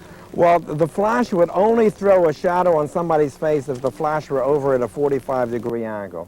When we do a group, we're bringing the flash a lot closer to the center. So we're really not that concerned about the flash. Have we got a minute on that? Okay, this is just about as nice as we're going to get it. It looks totally natural. You can pass it around, and the flash was just right, Clay. If you're unsure about metering flash outside, when we change this up to 1/25th or 250, we're just cutting the ambient light out. We're metering just the burst of strobe. If you're unsure, take it and meter to 250th and now change it to 60, 30, and you can see the light reading changing, almost a full stop. To read it accurately and know just how much flash is there, the shutter speed on this only should be up around 120. Okay? The camera stayed at a 30th the whole time. The whole idea is expose like there's no flash and add just a wink of flash where you don't even know it's there. A half or a full stop under. Just to shape out the face and kind of warm up the picture. Let's put this picture on film so you'll have it in the print set, then we'll add the parents to it. All right? And a little smile from all 3 of you. Okay, let's analyze the results. It appears as if the people were just naturally sitting there, posing, happy, looking at the camera. They're in the shade. The sun is hitting the background. We're exposing for the light where they're seated. We're adding just a little bit less strobe than the ambient light, and that's what keeps it so natural. In the meantime, we have to pose the composition so that each person in the picture looks good by himself or by herself. When we put the posing and the lighting together and then get a great expression, we've got a great photograph that'll satisfy them all. Let's add the parents to the picture. There's no sense changing anything because we know we got it working. So Go, Monte. Go, Brian. now, if we're going to have 5 people in the picture, that to me means 3 on the ground and 2 coming up, right? So we have our choice of putting the mother down or the 3 children down. I'm going to put the 3 children down on the ground. I don't want to have 2 heads next to each other at the same level unless there's somebody above them in between. So I can put 3 people on the ground if you'll spread uphill just a little bit, Barb. Can you sit right here? Let your feet, instead of going that way, let me sit where you are. It's easier for me to demonstrate what I'm doing. let your feet go behind. And you'll be pretty much like that. And then you'll come right into here, Barb. Just put your tush down right where I was, right where you were. But make sure your bodies, Linda, are turned into me like that, even if this hand may be better going back here, and that way you can turn your shoulders in.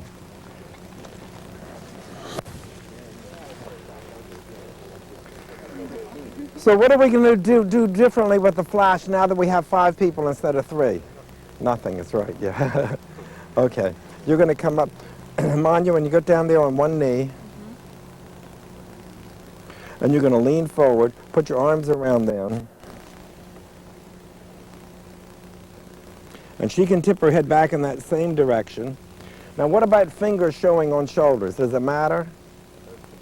It does to you? Yeah, it looks like little mice over the end. Well, Bruce, a lot of people feel like they don't like fingers showing. It's just a question of how you feel. I love hands in the picture. I'm a real touchy person, and I like people holding each other. So you might think of it, instead of little bananas or mice coming out, you might think of a little touch of love coming around too. Maybe you like the fingers a little bit better. Show a little bit of the hand. Now, who's the father here? Okay.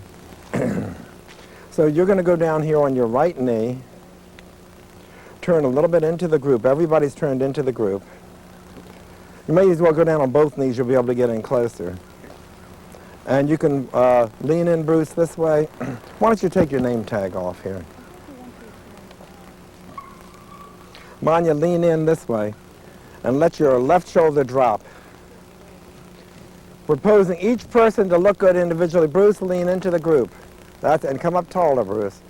Clay's just moving the light a little bit more to center. And we need all your faces coming right back at me. Barbara, tip your head in that way. I'm going to have to move the camera back just a little bit because we've got the picture spread out more. Manya, turn your face this way to me. Keep your head straighter. You've got your head tipped too much. That's it. That's fine. Bruce, lean in a little closer to your wife, and can you come up taller? All right, and I think this hand looks good, but I agree with you. That hand's too far away. So we'll let it go like that. And in the center, you got to sit up just a little bit. Roll. Tip your head this way, Roland. And let your right hand go on the ground here. No, let it rest on your leg, and I think it looks more natural that way. Okay, ladies, looking good just that way. Barbara, tip your head that way some. And Mom, you're moving a little closer to your husband. That's it. Barbara, you keep tipping your head the wrong way. Come up a little bit, Barbara. Tip your head in that way. That's it. All set. 1, 2, 3. Mom, you're smiling. Bruce, what a family picture. Okay, let's understand what we did here. We went from the shade and exposed for the shade. We put in 1 f-stop less with the flash. To keep the to keep the foreground from burning up, he tipped the flash up just a tiny bit so the light's hitting their faces, but not hitting the ground. The reason the flash is close to the center and not off to one side is because we don't want one person throwing a shadow onto another person. So when you look at the picture, you're not even aware that it's there. The lighting is simple, and so is the posing. We sat 3 people on the ground at the lower level, and then we brought the parents in from behind a little bit higher and in between them all 3. And now if you're at a wedding and you don't want to bother with your meter and running back and forth and changing the shutter speeds, you just want to get a good picture, right? Take the flash and go on automatic for 100 speed film at f5.6. So I dial it into 5.6, there we are. I know that this flash is going to give me 5.6 at this point. And I just put 5.6 on the people. We put the lens at 5.6.5. What does that mean? What does that mean? The flash is unnoticeable. It's natural. We didn't even need a light meter. Great, okay? Just using the flash on automatic, set the camera 1 stop darker than the flash. Or you can match it if you want. You know, wedding candles don't look so bad when you match the flash. Good bright flash, because the background is not going to go too dark, especially in this situation, right? With those fall colors. So let's try it. Let's put it on 5.6. We'll put the camera on 5.6 or 5.6.5 if we want to make it look real natural. All right, let's do just one person. Come in Okay. close, and we'll go bare bulb. Okay, we'll change. We'll go bare bulb. The reason we're going to go bare bulb now is because we're going to bring the flash in closer. We'll do an individual person. And, okay, Linda, you want to stand up, please? Thanks, guys. Thank you. There you go. You'll remember to always turn and tip your head to the flash, right? Okay. All right. Let's decide which way are we going to face her. Are we going to face her uphill or downhill? Does it matter? It does to me, and I'll tell you why. I want to get, there's open sky over here. I don't want to get the open sky backlighting her hair. I'd like to get a natural hair light from the open sky. So I'll turn her back to the light, right here, and your right foot forward like this. Weight on the back, let the front knee relax, and just fold your arms like this. The interesting thing also is, what are we going to do with this hand here? You could have both hands going up like this. Do you like that? Or do you like one tucked in? I like that. You like that? Well, leave it. See, that's the key. Do you like the way it looks? But if you're going to tuck one hand in, tuck in the hand that's closest to camera. So, from which side are we going to bring in the bare bulb, and why? We're going to bring the bare bulb in from this side. Why? Her face is turned in this direction. Great. So, now we don't want to point the strobe directly at her because the light comes out of the side of the strobe. The reflector is on it to make the light come out forward. But without a reflector, the light comes at the side of the strobe. So instead of pointing the point at her, we're going to turn the side of the light to her.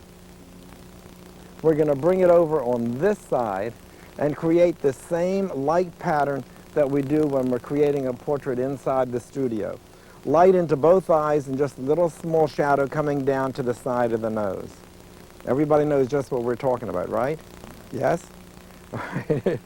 So, Clay, you're going to adjust the light. I'll place it where I think it is, and then you can tell me. We don't, by the way, turn it straight up only because it's going to come back into the lens of the camera. So we'll turn it down, and that way the back of the flash keeps the light from shining into the lens of the camera. Now, we're going to actually, one of the great things about this 120J light is that you can point the automatic sensor to her, and the top of it swivels. So you can put the light at any angle you want to her. So if, Clay, you'll adjust the light and get the exposure, I'll help you with that. I'm coming down at a low angle to get the colored leaves there, and I have the darker leaves below, or you can see the darker leaves at the bottom of the tree, and the brighter leaves right around her head. It's almost like we got a spotlight on the background. Are you ready to test the light? Automatic 5.6. Let's see what we're going to get. I got 5.6.5. I'm going to back it up to it.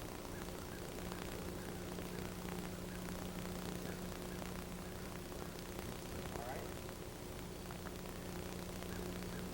That's it. That's giving me a half stop under. Now, if your lens is at 5.6, you're all set. 5.6 at a 60th is going to give you a perfect 60.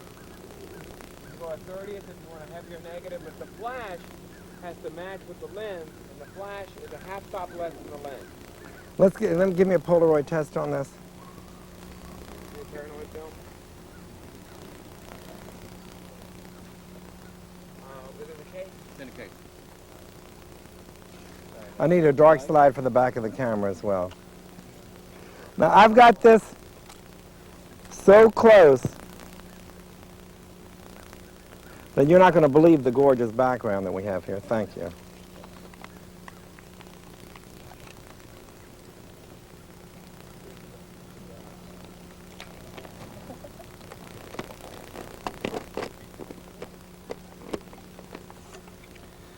Linda, just straighten your back up. That's it. And your face to the right some. And your chin down to me. The camera's pretty low. Flash go? Yep. You want to go ahead and put film on? Yeah. Well, somebody time me for a minute. 30, for the Polaroid, we should have gone at 60th. I'll shoot it at 60th. Why is that? Just so that... turn your face this way just a tiny bit. Just a hint of a smile in your eyes. Your chin up a tiny bit more. All right. What we're doing for a Polaroid to make it look good is we have to expose for the highlights. For a negative, we're going to get more detail in the shadows. So there may be one f-stop between the Polaroid and the regular picture. So we're going to go for 1 minute now and just check out. I'm using now a telephoto lens. Why am I using a telephoto lens? Because I don't want the whole background to show. All I want is the golden autumn color behind her. We're in the same setting, but the picture's going to look differently. Why will the picture's going to look different? Why is it going to look different? Because we're zeroing into just the yellow background that's behind her. Okay. The lights changed a little bit. They're starting to give her like a highlight on her neck. Her eyes are closed there, but it doesn't matter. But look at what we're doing here. Not yet, not yet. Sure. Second one's good.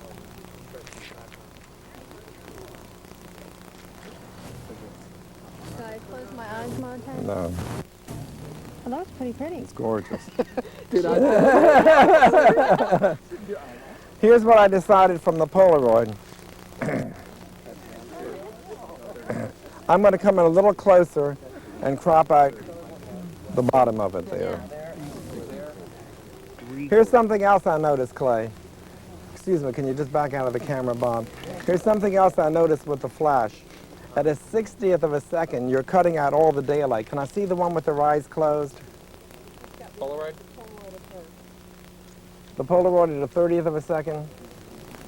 Thank you. At a 30th of a second, you're picking up more ambient light, and so you're not aware of the flash. At a 60th of a second, you're cutting out so much of the flash, so much of the daylight, that you see it's a flash there. So we're going to go a 30th. We're going to leave everything the way it is. I'm just going to come in closer to get rid of some of the bottom there. But there you see what happens it not only does it darken the background, but it makes the flash a lot more obvious. All right, let's, 17, number 17. all right, we're going to do the same thing again. We got her in sunlight, so we'll have to, Move her forward. yeah, come, that's it. Turn your body a little bit to the side, and turn your face back to me.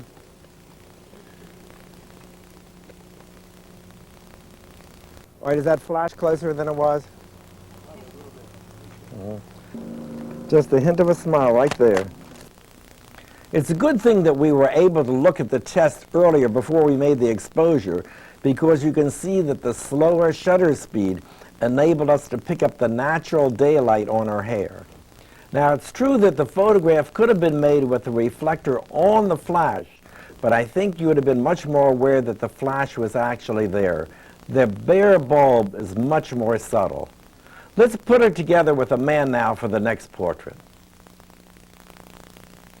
Downhill from him, so let him come in here. Oh, good, you can slide. And just sort of like curl up into him. That's it. Do you see, look at the natural light skimming his forehead. So you don't want to lose that. So if I leave the shutter open a little bit longer, I'm going to switch to a 15th of a second instead of a 30th. And a 15th of a second, I'm going to pick up that natural light on his forehead and on his nose there. Cheeks together and smiling. Whoa, okay. I like the picture on the left better because it just opens up the faces. The flash makes the eyes jump out and shapes the faces, as opposed to the photograph on the right, which is acceptable, but much flatter. Either one could go, but the one on the left just says more. Here's another setting, completely different.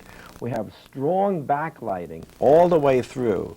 In a situation like this, we don't need a light to come through the veil because it's all there with natural light. We do need a strong light to balance the bright light behind her.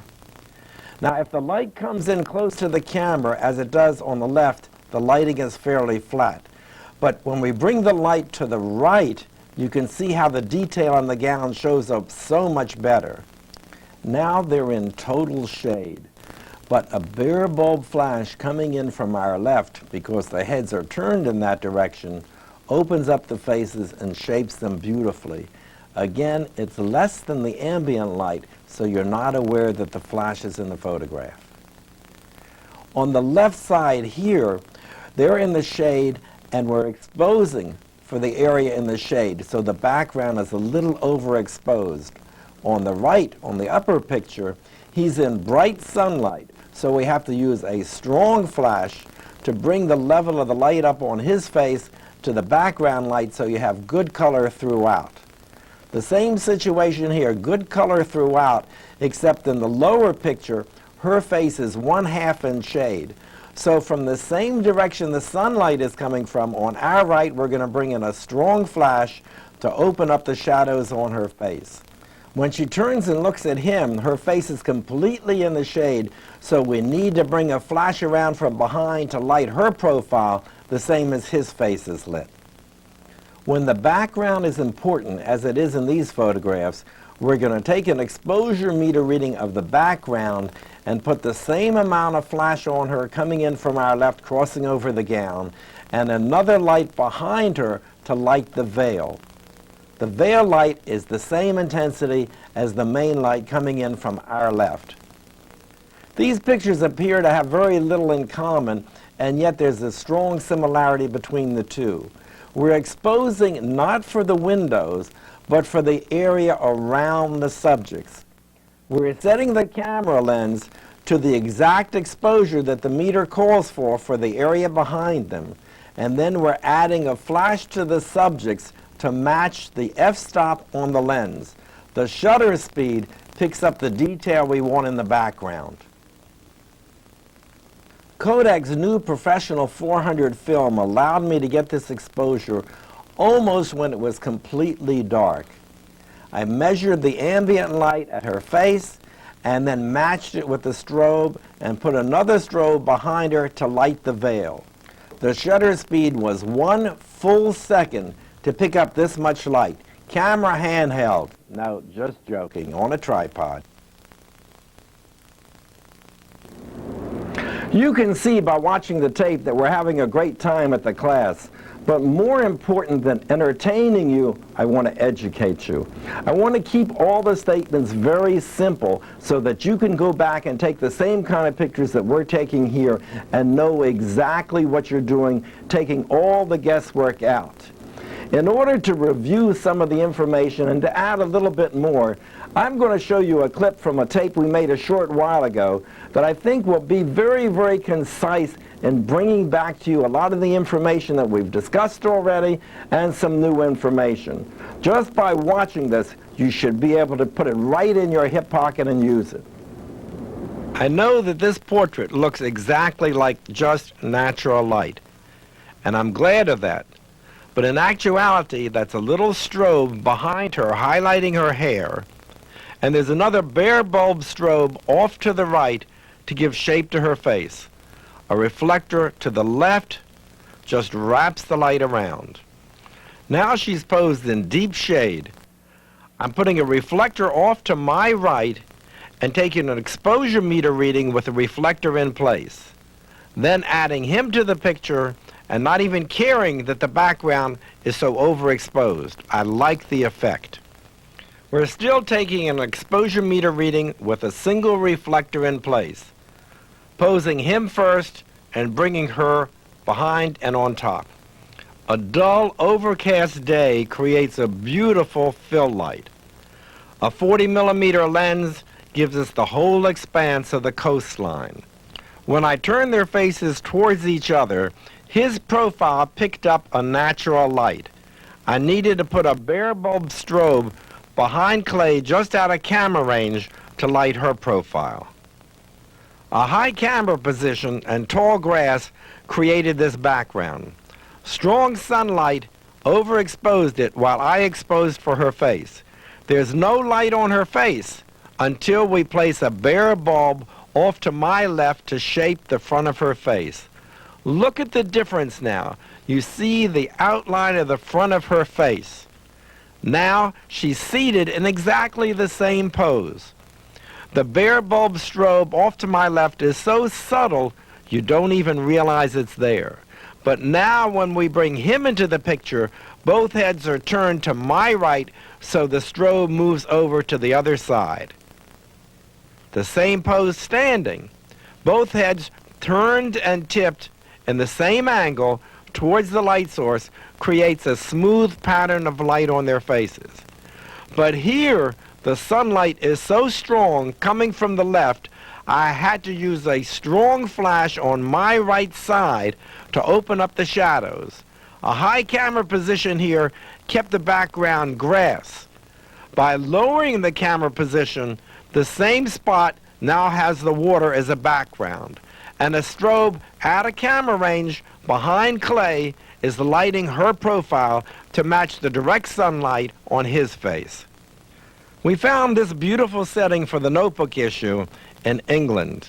I wanted to show the environment, but still focus the attention on the people. I tried wherever possible to use natural light and supplement it very carefully with a bare bulb strobe just to add the highlights where I needed them. I used a 40mm lens here to show the environment behind them and added the light to her face from a strobe out of camera range behind the groom. A light close to the camera here opened up the whole shadowed side of their faces, and I placed their profiles against a simple setting. Natural sunlight coming from behind her and a bare bulb strobe off to my left shaped her face. Then we added the groom to the picture. We turned her face back to the natural light, turned his profile to her, and once again placed a bare bulb strobe off to the right. When I turned their faces towards each other, I placed the strobe out of camera range behind him to light her profile. Now we're using a 60mm lens to confine the group within the building so that no sky shows. As we build the groups, we put a bare bulb just out of camera range in the background to the left to separate them from the background. 1/30 f5.6. Now again we're using available light combined with strobe. The strobe is just inside the archway to light her profile. All natural light with a 40mm lens, just taking advantage of the lines and the direct sunlight on both of their faces. They're under a porch here I exposed for the natural light and just brought in a bare bulb strobe off to my right to shape them a little bit more definitively. I used a 40mm lens here so I could include all the arches in the background. I posed the bride close to the lens, added the two girls, put the men in between them, and used all available light. I enjoy using a 40mm lens when I want to show environment around the subject, but I still need the subject up close to dominate the picture. I'll take a reading of the light in the background and set the exposure for that. Then bring a bare bulb in to my left to light her and the two of them together. The same amount of light on them as there is in the background provides a perfect balance. Now we've placed them further into the background, turned their bodies and faces, so I'm now using profile lighting, one bare bulb strobe off to the left to balance the light in the room.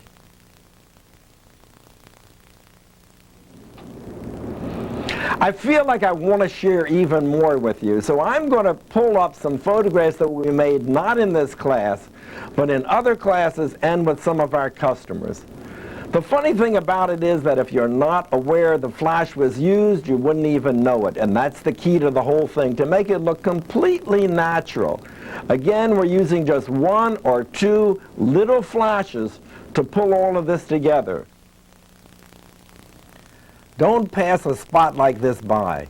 You can frame the subjects in the tree, have bright sunlight on the background, and then use a strong flash on the family to bring them up to the brilliance of the background.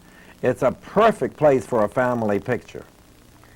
Even when you don't think you have the ideal spot for a picture, you can come up high as we did on the lower left picture and just use the grass as a background.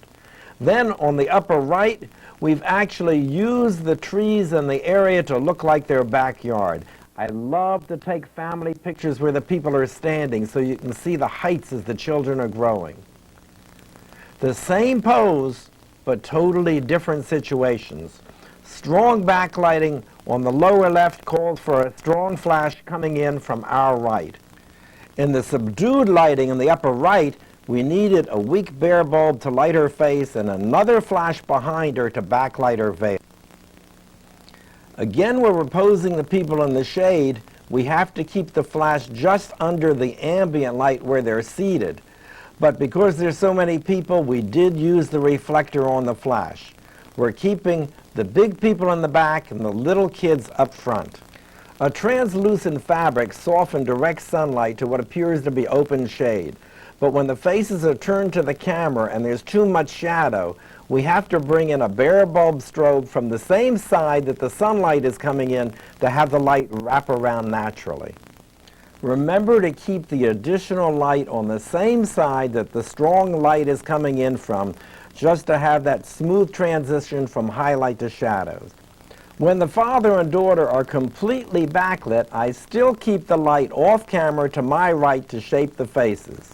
To get detail in the skin of black people, we don't change the aperture and we don't make the light any stronger. We bring in light from behind to create highlights on the sides of their faces and the same amount of light as we would ordinarily use on the front of their faces from a bare bulb. In both of these cases, I've turned their faces away from the light to create those highlights just by daylight. When I photograph people in a home environment, I want to show as much of the home as possible, so I use the wide-angle lens. But I bring the people very, very close to the camera so that they dominate the photograph and the background remains quietly in the rear. Flash again is bringing their faces up to the ambient light in the background. The same technique applies here. I'm using the church background as the whole basis for the picture, but I'm keeping the people as far away from the background as possible. A wide-angle lens and the people almost right up on top of me. I'm measuring the ambient light in the background and exposing for that, then bringing the same amount of light from a flash onto the subject. Let's review the simple placement of two lights in both pictures. One lights the people, a second one, about 10 feet behind, lights the carpeting and helps separate them from the background. The key is to have the whole background of the church and yet keep the people up close to the lens so that they dominate the photograph in spite of the strong background material. The backgrounds are important in both of these pictures also. In the upper left, I wanted just a small portion of the background, so I used a longer telephoto lens. A wide-angle lens on the bridal portrait picks up the entire train of her dress and the church background. I'm keeping her as far from the background as possible so that she still dominates the photograph. We're measuring and exposing for the ambient light and matching the flash on her to the existing light.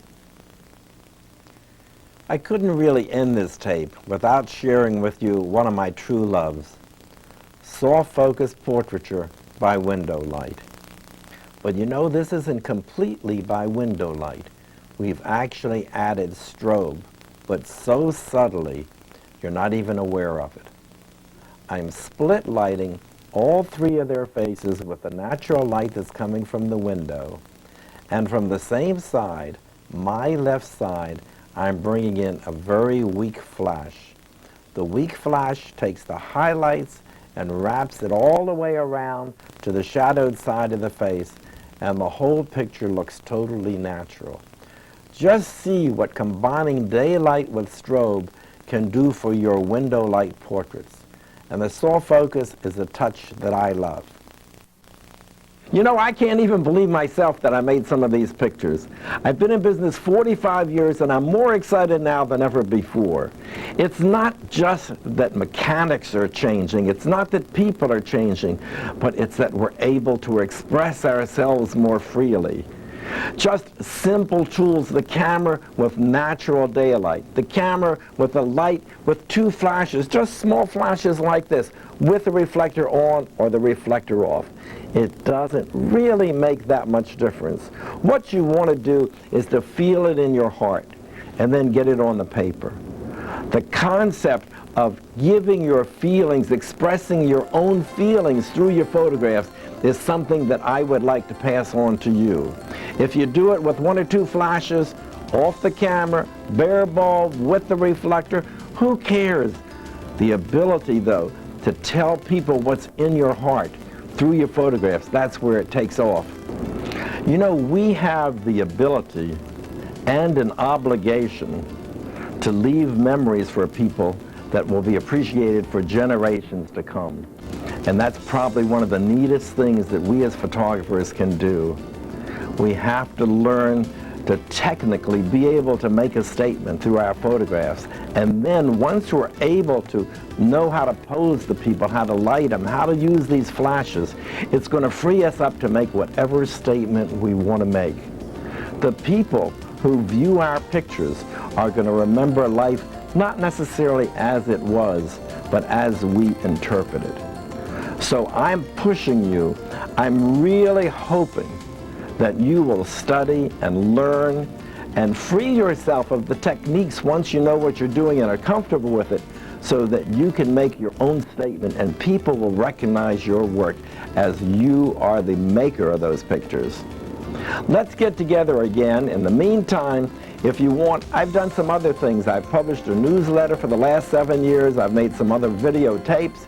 You can contact me or somebody else at my studio. The number will be right here on the screen. And I hope that through Sunpack, I'll be able to visit with you again and come back into your home to give you more detailed instructions. And you better believe that if it's another year before I make this tape, there's going to be a heck of a lot of more new images and new ideas, and they'll be coming straight to you. Thanks a lot for sticking with it. Review the tape, come back to me, and if you want to get a chance, come visit me in my studio in Maryland or come to one of the programs that I'll be giving around the country. Thank you very much for sticking with it, and I look forward to meeting you. A rare combination of meticulous artistry, impeccable classic form, and contemporary Hollywood styling. Now, Don Blair, Monte Zucker, and Clay Blackmore share with you their 100 years of combined photographic experience. For 5 days, these three masters came together at Winona School, the official school of the Professional Photographers of America. Those fortunate enough to have been there had their lives and their professional careers enriched beyond all expectation. Now, you are about to experience the same.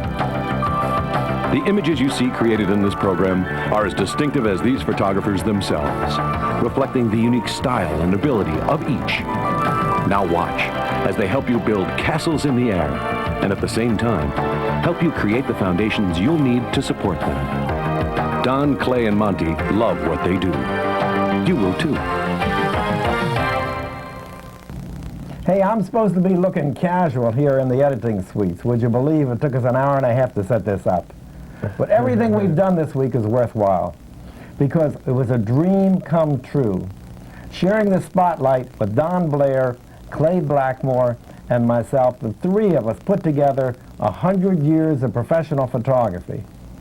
We experienced this at Winona School, and here we are bringing it to you live as it happened. Now you're going to notice there are a few jumpy spots. This was not shot for the camera. The camera was just on the side picking up what was taking place. And speaking of taking place, Clay, how did you feel coming up against Don with 50 years experience, me with 40, and you only 10? That was a pretty difficult situation to put you in. I have to say it was probably the toughest challenge of my life, but I fell into it as an assistant's point of view, and when I got my chance, I would jump behind the camera and make a few images. That's always the way my success has been with you. As soon as you pull out and you said, I've had it, I'll jump in and take a few exposures, and that's the way I kind of approached the whole week. But I'll tell you, by midweek, I was very concerned of my input on the photographic print set. But as you'll see in the coming week, I got my hands wet and I had a good time doing it. Did you think that you'd be able to come up with good enough images to compete with Don and me? Tell us the truth now. Well, I didn't look at it competitively. I enjoy being the assistant. I really do, and I'm a team player. So I felt like I was going to be a backup to the two of you all week long. And when I did have that chance just to sneak in and take a picture here and there, I had fun doing it, just like the pictures out at the park. Folks, he did more than sneak in. The guy took over. The kid is great. Don was fabulous. Unfortunately, he can't be with us here today while we're editing the tape. But you're going to see and experience one of the most exciting, fun times that we have had professionally together. It's our pleasure to bring to you 100 years of professional photographic experience. That's 90 from Don Blair and 10 from the two of us. I'll go with it. Hello, I'm Frank Crickhill, Director of Education of Winona International School of Professional Photography. This is the official school of the Professional Photographers of America. This school operates 10 months out of the year. We invite photographers from all over the world to attend. We offer over 200 classes. We have instructors that specialize in their field that are working professional photographers come to this school and teach other working professional photographers. Our classes are either 1 day, 2 days, 3 days, or a full week long. It's an extensive education type of school. Working professional photographers being taught by working professional photographers.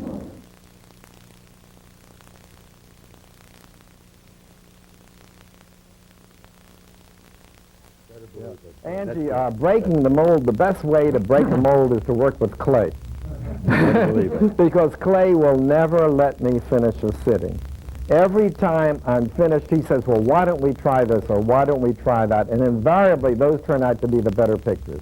I didn't say the best. Well, possibly. But you need really somebody over you, or you need to set something that's going to make you keep going, because we fall into a trap of being very comfortable in our rut. And we're all in a rut at one level or in a comfort zone.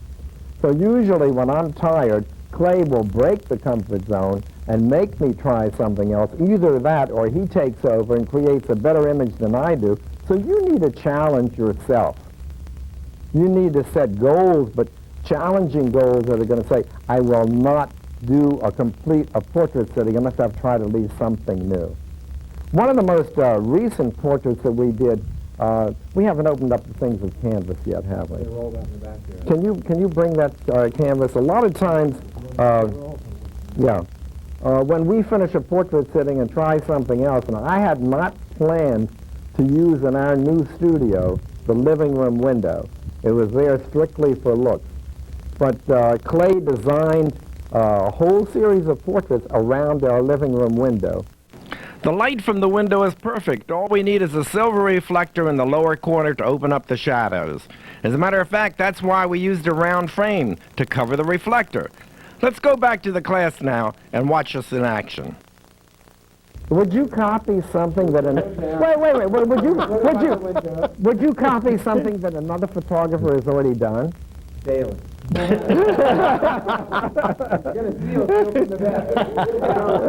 notice he points at Don, not to me. Hey, you're my man, all right? We kept getting great questions from the audience, and here somebody is asking me about how do you know what lens to use under what situations? So let's go back now. And we'll just keep referring to the situations by pulling up some of our photographs. I know that there are times when I want to show a lot of background. I know there are times that I don't want to show a lot of background and concentrate. Recently in Australia, I photographed a young lady and a man and lady together by the waterfront, and there was all kinds of distractions in the background. I used a long focal length lens, which limited the view to just what was behind them. So you get the feeling of the blueness of the water without all the distractions of the trees and the skyline and everything else. So the idea is, if you want to show a little bit of background behind the people, use a long focal length lens. On the other hand, when you want to show a lot of background behind the people, use a wide-angle lens. I started using a wide-angle lens because I looked at Don's prints, and I'd say that so many of your prints are done by a 40 millimeter. So you want to talk about some of your water pictures there? This is kind of the one here of James Zeiser. We did this in, but that's with a 40 millimeter lens. We made the was an assignment outside, etc., from like 12 till 2 o'clock, mid-afternoon. We got out to this beautiful setup, and it was just absolutely was not the right time to make the photograph. So I told our class, I said, I'm going to come back here 5 o'clock in the morning. It isn't mandatory that you're here, and so on and so forth. But I said, I'm coming back to make an image because it's a beautiful setup. It's a beautiful thing. And by using a 40 millimeter lens, by the way, we got back out there at 5 o'clock the next morning. The whole class was there, and so on and so forth. But what happened with this, using a 40 millimeter lens and employing a bare bulb? And this is what happens by putting that, Susan, that light in the frontal plane to give illumination here, give illumination to the background, etc., into here. To me, that's when the decision-making has to come. We have to hold the detail, etc., okay? We have to hold the detail into the overall image, then match that image or match that reading. And by the way, we're going to be doing that when we go outside this week. We're going to be doing exactly this same thing.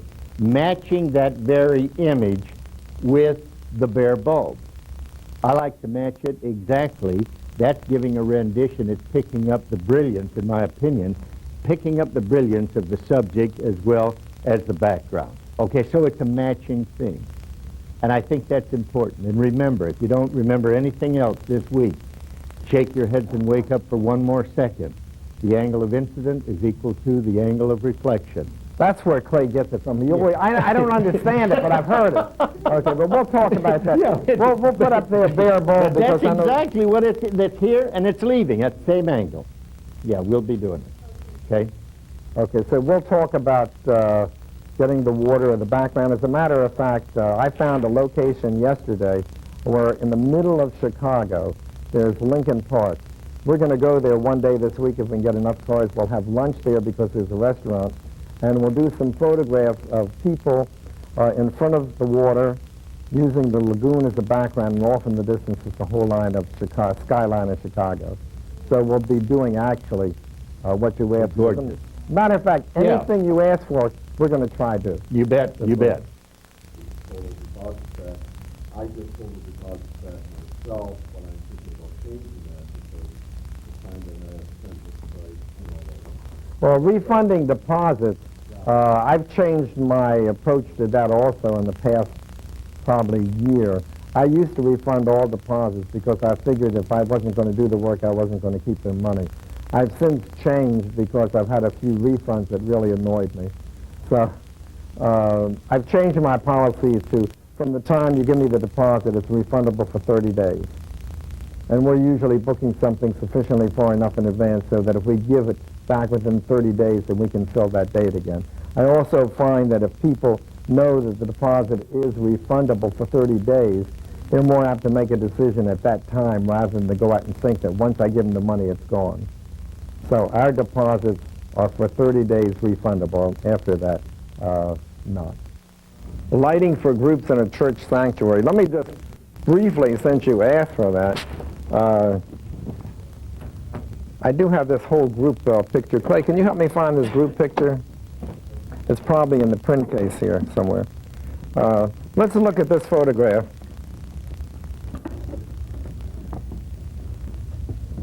Some of these things can best be covered when they just happen. The majority of people who say they want their pictures done on the church altar, it could or could not be effective. Quite often the church altar is so ornate that it detracts. In other instances, like when this picture was made, the church altar was dark. There was very little lighting, but the lighting appeared on the arches. And I noticed during the ceremony that the most effective pictures were those made from the back of the church, showing the whole interior. Thank you. That's the same thing here.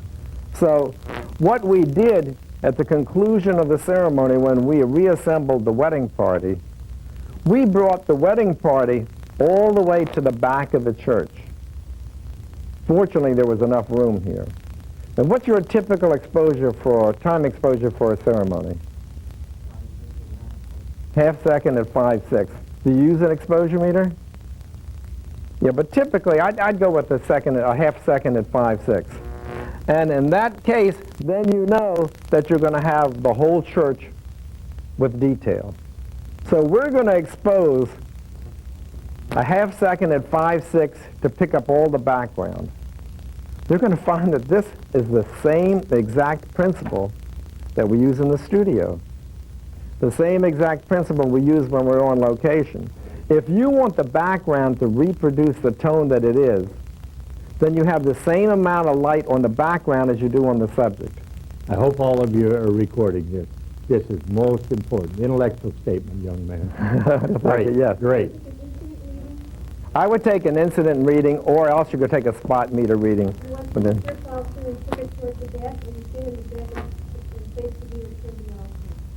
face the meter towards the back.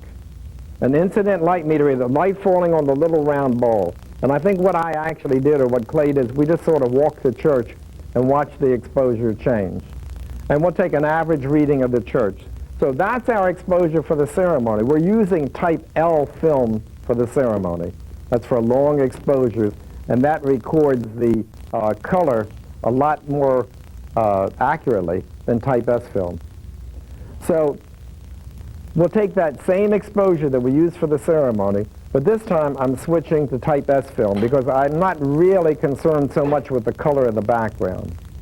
So now what we're going to do, if we're exposing at a half second at 5/6, and we want it to reproduce the color that it is, then we have to have the same amount of light on the people that we have on the background. So we used one light with this reflective on it. This was actually made by Photogenic for a background light. And the reason it was made is because it spreads 180 degrees. So we will take one light and keep it near camera position. The wider the group, the closer the light comes towards the center of the camera. We're not going to bring the light over at a 45 because we're going to have a different amount of light on this side as we have on this side. We're not going to have the same light pattern on the faces if we light from this side because certain people are going to have much more shadow on their faces than others. This instance, the light was about 7 feet away from camera. But on this instance, the light was right behind the camera. Because we can get away with a little modeling here if it's 2 people or 1 person. But for groups, the light's right above us. Does that make sense? Why the light is brought closer to the camera for the large group? To give specific coverage, even coverage, okay. So how much exposure do we want on the people? 5/6. So as soon as we zero that in for 5/6, then we know that if we expose for a half second, at 5/6, we're going to get exactly what we have here. We wanted to light the veil just a touch. So we can put this is our candid strobe. We'll be using it all week. Just pop the reflector off, put it behind the bride, 5/6. I just put it on red, 5/6. So that backlit her veil just a little bit. Even though we're shooting at a half second, and sometimes even as much as a second, we don't get any movement in the people. Or if it does, it's not enough to worry us. The actual photograph, the people are frozen with the strobe, the flash from the strobe, and the rest of the exposure allows the background to come into it. We're finished with a portrait sitting, a typical portrait sitting on a painted background, and we had some film left in the camera. That morning I was looking at a book by a photographer named Horst, H-O-R-S-T, and he was really top. He was very good with black and white photography, and he did a picture like that in his book, but the girl had bare arms, no shirt. She was probably nude, I don't remember, but you couldn't see anything. Well, her mother was there, and I said, well, for the Polaroid, go ahead and wear your blouse. We're going to do it this way. We did a Polaroid, and Monte said, you know, I think the blouse blends in beautifully. She's not in a wedding gown. We took a piece of foam and rolled it and laid it in the studio, put the wedding gown on top of the foam and laid her on the foam, and she's just leaning back on it. And so we did a Polaroid, and then we just kept shooting. I was going to do black and white, but it just happened so fast we did it all in color. And this picture's probably given me more mileage than anything ever. It's been in 3 magazines, 1 cover in England, and it just went to Epcot. The whole idea about these pictures, and I'm sure that Don and Clay and I all agree that the first thing that we have to do is learn how to analyze. Before we analyze people's feelings to get the emotions, we have to learn how to analyze faces. So the first thing that we want to do is facial analysis, and we have to learn how to look at a face and know what angle of the face we're going to photograph and know which side of the face the light is going to be placed on. So let's begin with that. Everybody's always been looking for a secret formula. Well, it's no secret, and here it is. This is the simple way in which we pose the young feminine form. This is a reproduction of an antique statue that holds actually true even today. It's a classic pose, a classical way to relate the woman's head to the shoulders. We call it the feminine pose, and actually all it is the face is turned and tipped to the high shoulder. So how do we create the high shoulder?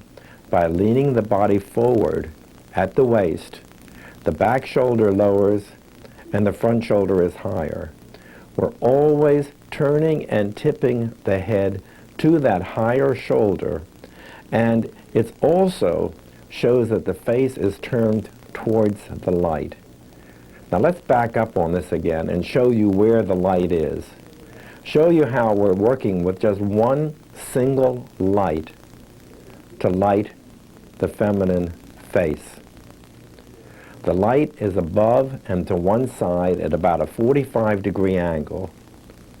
And that light is a permanent fixture now, as is the relationship of the head to the shoulders. So when the head is turned and tipped to that shoulder, the relationship of the face to the light remains permanent. So when we look at a face, we analyze the face and photograph the face at 3 specific angles with this light pattern. So let's look first of all at the light pattern. There's a small shadow below and going to the side from the nose. It does not connect to the lip. Both eyes are definitely lit by the one single main light. I'm not looking for a triangular patch of light on the left side of her face. I'm looking for just this little small shadow of the nose. We call it a modified butterfly lighting. And when we photograph faces, we photograph faces from 3 angles: full face, 2/3, and profile. This, of course, is the full face. Now let's suppose that we turn this statue just a little bit to achieve a 2/3 view of the face. The lighting pattern remains identical. So as the head turned to get to the 2/3 view of the face, and let's see what the 2/3 view of the face is. We'll come in real close and show you that the eye, her right eye on the far side of the face, is almost to the edge of the outline of the face. The nose does not cross over the eye. The nose does not come close to the edge of the cheek, nor does the nose cross out of the cheek, because then you're getting a distorted outline of the face. Instead, we want to turn the face back until we see just a little bit of flesh beyond the eye. Now notice that the light pattern remains the same, and the way that light pattern remained the same is as the shoulders and the head turned, the light moved with it. So now, instead of the light being where it was in relationship to the camera, it's moved further away from the camera as the face turns away from the camera, so that, again, we're achieving the exact same lighting pattern. Now for the full face, the shoulders were at a 45-degree angle to the camera. And now when the face is at 2/3, you can see that the shoulders are actually facing straight into the camera. It's the same pose, the same lighting pattern. It's just as if the camera moved around and looked at a different view. So you know, if you want to set up a 2/3 view of the face in the feminine pose, you start out with the body facing the camera. Let's go back and look at full face. When we're photographing the full face, the shoulders are at a 45-degree angle. Her head is turned and tipped just slightly to her higher right shoulder. And then as we change it to the 2/3, we turn her body straight into the camera, and the face is still turned and tipped to that higher right shoulder. Let's go now to the third angle, and you'll see the profile of the face. The profile of the face is not with a little bit of eye showing. Some people think we should have an eyelash showing, but it really would depend on how long the eyelashes are.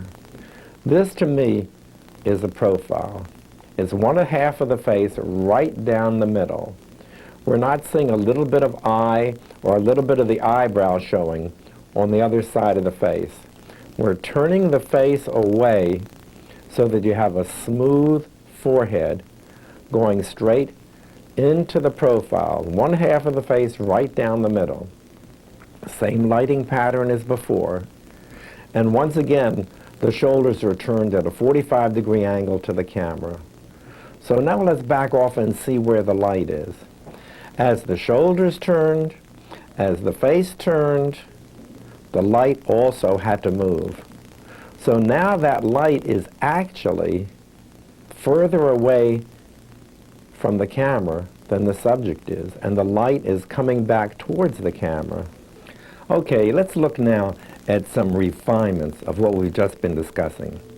First of all, one of the most important things for you to remember is that in all of these instances, we had her body turned away from the light and her face turned back towards the light.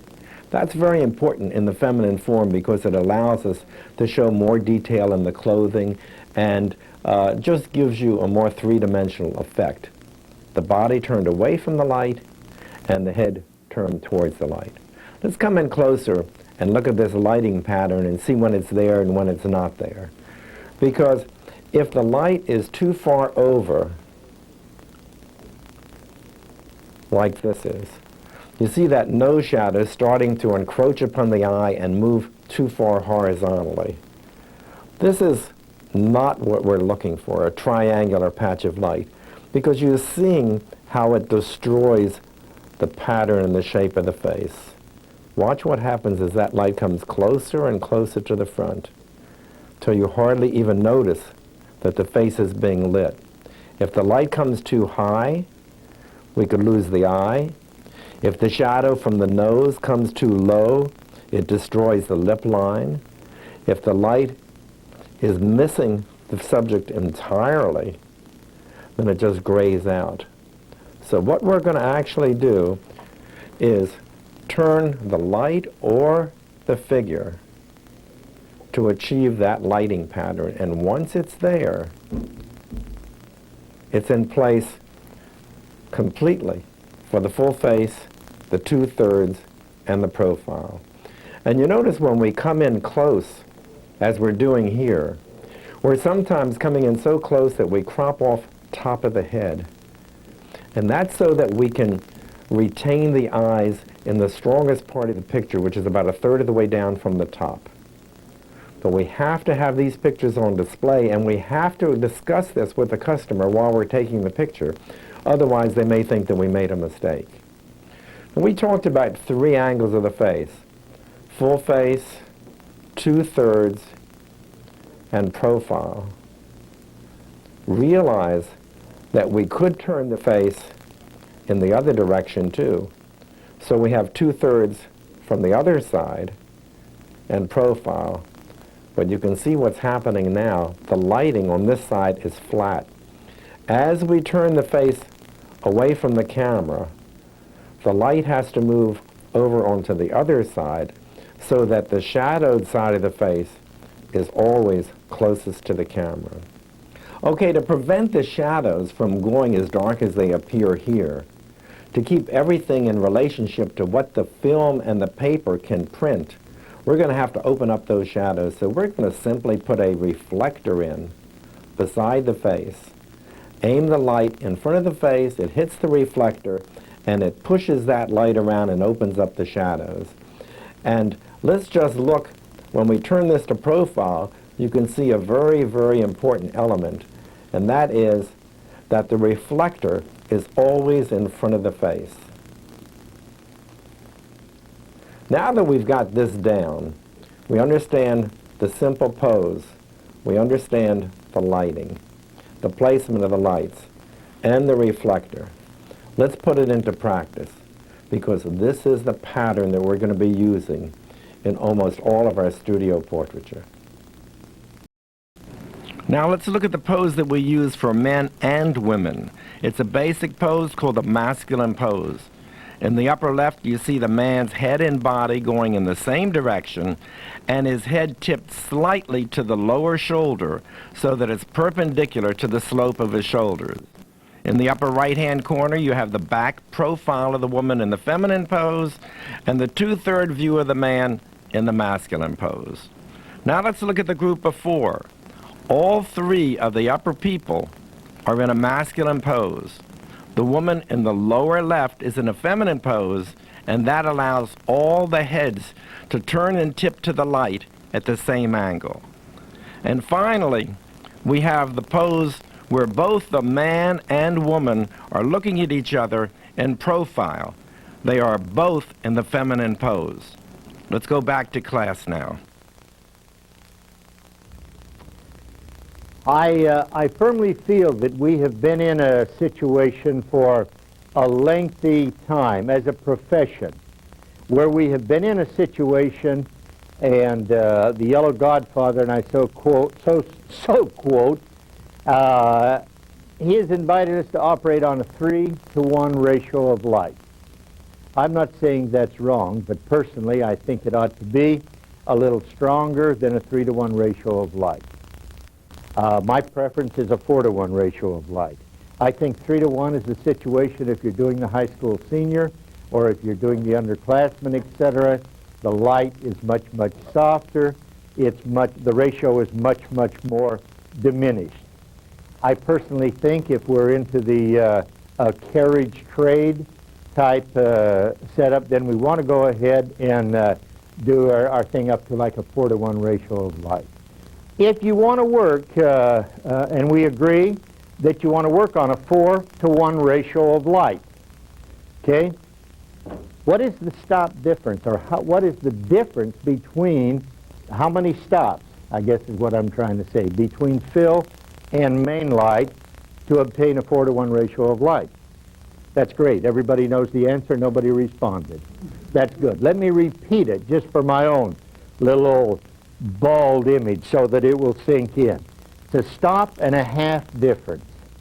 A stop and a half difference is giving us a 4-to-1 ratio of light.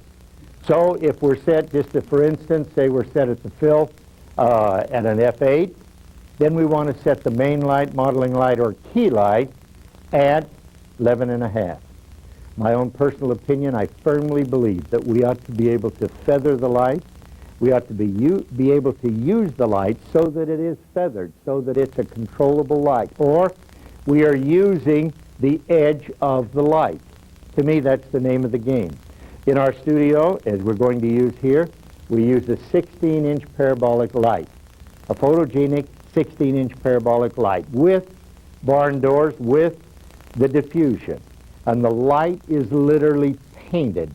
I'm talking now about the main modeling or key light. That light is barn doored down to the tune of like 4 or 5 inches. The light then is literally painted onto that subject so that it's a gradual wraparound or feathering of light. All right, now let's jump back. If that light, that main modeling or key light, is set at 11.5, at the same distance, in fact, many of you that I've had the pleasure of working with, you know what I'm going to say. We will use two lights, an accent light. So in a sense, there's two main lights. I like to refer to it as an accent or a garlic light. It's on the same side of the subject as the main light. The two lights then will intersect, like being feathered, that will intersect in the front plane of the face like 4 to 5 inches in front thereof. So we are using the edge of the light and literally painting with that light. That accent light, let me invite you to shake your heads, wake up for 1 second. The accent light at approximately the same distance, okay, as the main light is set at 1 stop less than the main light, or in this particular case that we're illustrating, 8.5. So what am I saying? The light is feathered. We're using the edge of the light. It's barn doored down, just barely, so we're literally painting with that light. We're wrapping the light around that subject. Okay? By controlling, and by the way, we're also using a soft focus filter 99% of the time, because I like to refer to it as an on-camera type retouching, or it's soft enough that it just barely blends the rendition of light onto that given subject. The hair light, I use that light that name very sparingly. You can see why. Let's address it as a separation light. The light that is literally separating the body, shoulder, etc., quote, quote, hair, from the body itself relative to background. Whenever in doubt, and you're using or photographing a carriage crane type setup, all right, where it's a carriage crane type without the flamboyancy of the senior, where you're blasting the light onto that hair and so on, just an average, quote, quote, carriage crane type thing. That light, in my opinion, you'll never go wrong if it's set at the same setting as your fill light or your splash light. It's giving just a separation of light, the same thing as the background light. That background light and the hair light can be set at exactly that same setting, and you'll have a good wraparound of light. As far as the overall reading, let me back up. F8 at the fill. 11.5, main light, or modeling light. 9.5, accent light, or garlic light. 8 on the separation, 8 on the background light. That's going to give you a good overall rendition. With that setup, and you come back and put your meter right at subject now, right at subject's face, okay? And pointing that meter right back into Mr. Lens, you're going to get a reading of like 11.3. And what I do is I cheat just a tiny bit and set the aperture at f11. That way it's giving you, we're working just a tiny, I'm not saying that we have to overexpose or, you know what I mean, really go that much, but I would rather have the negative full than lesser in intensity, so you don't have the fall off of light all the way through. Let's talk briefly about outside, whether we're at the a seascape in the park or whatever type photograph that we want to work on. Let's say that we're late evening, a sunset type photograph, okay? And we want to show the beautiful, beautiful background area or the back sky area. I will read that sky with my spot meter and put that meter onto that sky. Then I like to put the old ball head into the zone system, okay, and think out loud going like from 0 on up to zone 10. I like to read that background and put it into a zone 7 or 7.5. That means that I'm working on the highlight side of the photograph. Agreed? So that it's not burning up the highlight area, but it's still recording the shadow area. Let's take a for instance. Let's say that it reads, I don't care. Let's say like a 1/25th, even at 5/6. And I prefer 5/6 because I know that's what the bare bulb will do. You know what I mean, when at a given distance. And by using it that way, I will match the bare bulb to the f-stop onto the background. Now we've got another shoot today, and today it's that dirty, dirty, dirty, dismal day. We've got to do it. You know what I mean? If the appointment's there, we've got to do it. We've got to go to the bank. So we're going to do it. Now, but it's that dirty, dismal, gray, bad day. All right, you got the beautiful bride or the beautiful couple, your same setup, out on the rocks, out on the what have you. It doesn't matter where. Now, you want to record that, but you look at that setting and you say to yourself, self, I don't want to record that dirty, gray background. That is absolutely atrocious. That is absolutely terrible. Here's my suggestion, what to do. Pose the subject so that you have direction of light, no matter what, as minimal as it might seem. And it won't have a harsh, light on a day like this, but it will have highlight and shadow, all right? Put the light, or read it onto the shadow side of that subject.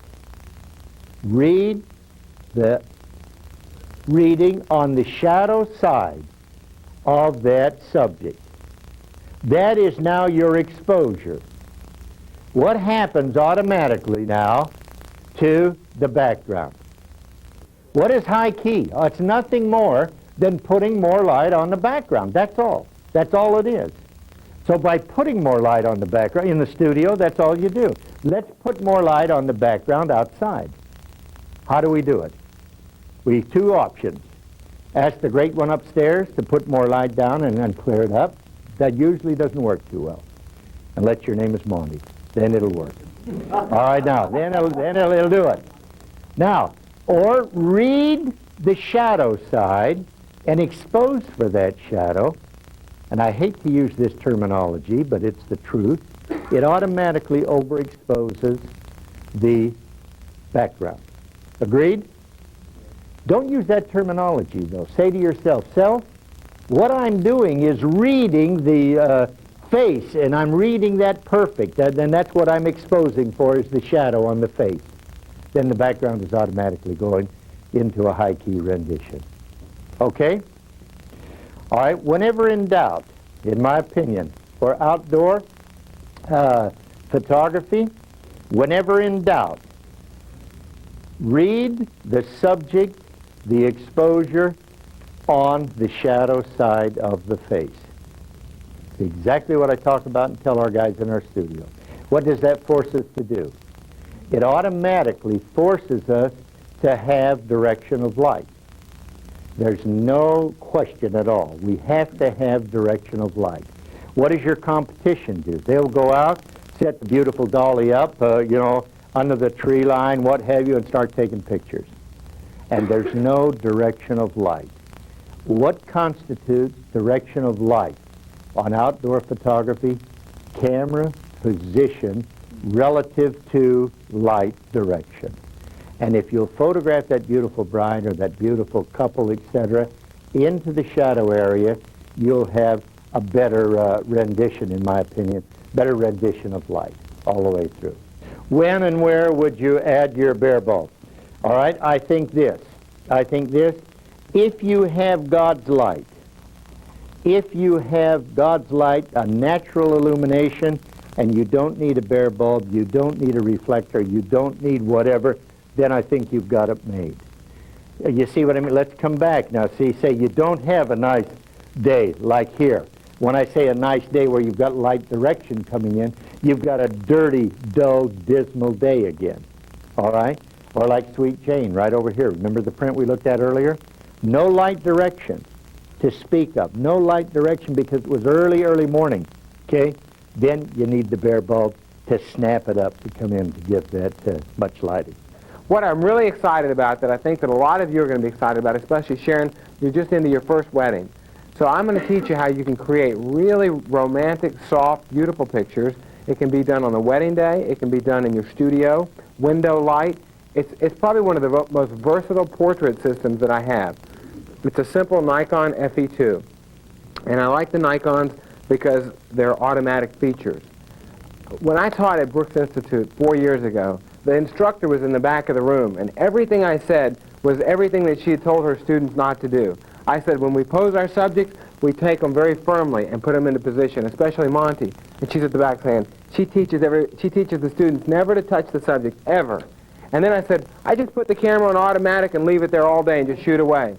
Oh, she wanted to leave the room because they've been spending 3 weeks learning exposure and zone system. But it's true. I put the camera on automatic. I open the lens wide open, 3.5. So now I've got a system here. The nice thing is the Nikons will go to a 4,000th of a second. So no matter almost any lighting conditions, outside bright sun, I'm at a 4,000th. Inside, I'm at an 1/8 of a second. You know, it'll work anywhere. Now I use high-speed film. The best film ever was this Kodak VR1000. Now they don't make it anymore, but the thing that made it so good is because it had such a grain structure. The grain structure gave you beautiful soft skin tones. But this outdated, they kept improving the films and improving the films. Now there's all these 1600 films. Kodak's got an Ectopress, and Fuji has a 1600 film. And they all brag about how tight the grain is. Well, that's not what I want. I want the soft, grainy effect. So we take this newer film and go to the airport and x-ray it a few times. Now here's the trick. I saw this done in England, and we've got one light and a reflector. And Brimer, why don't we just put a little light on the background so we'll open that up. I'm taking daylight film. I don't know what's back there for a backlight.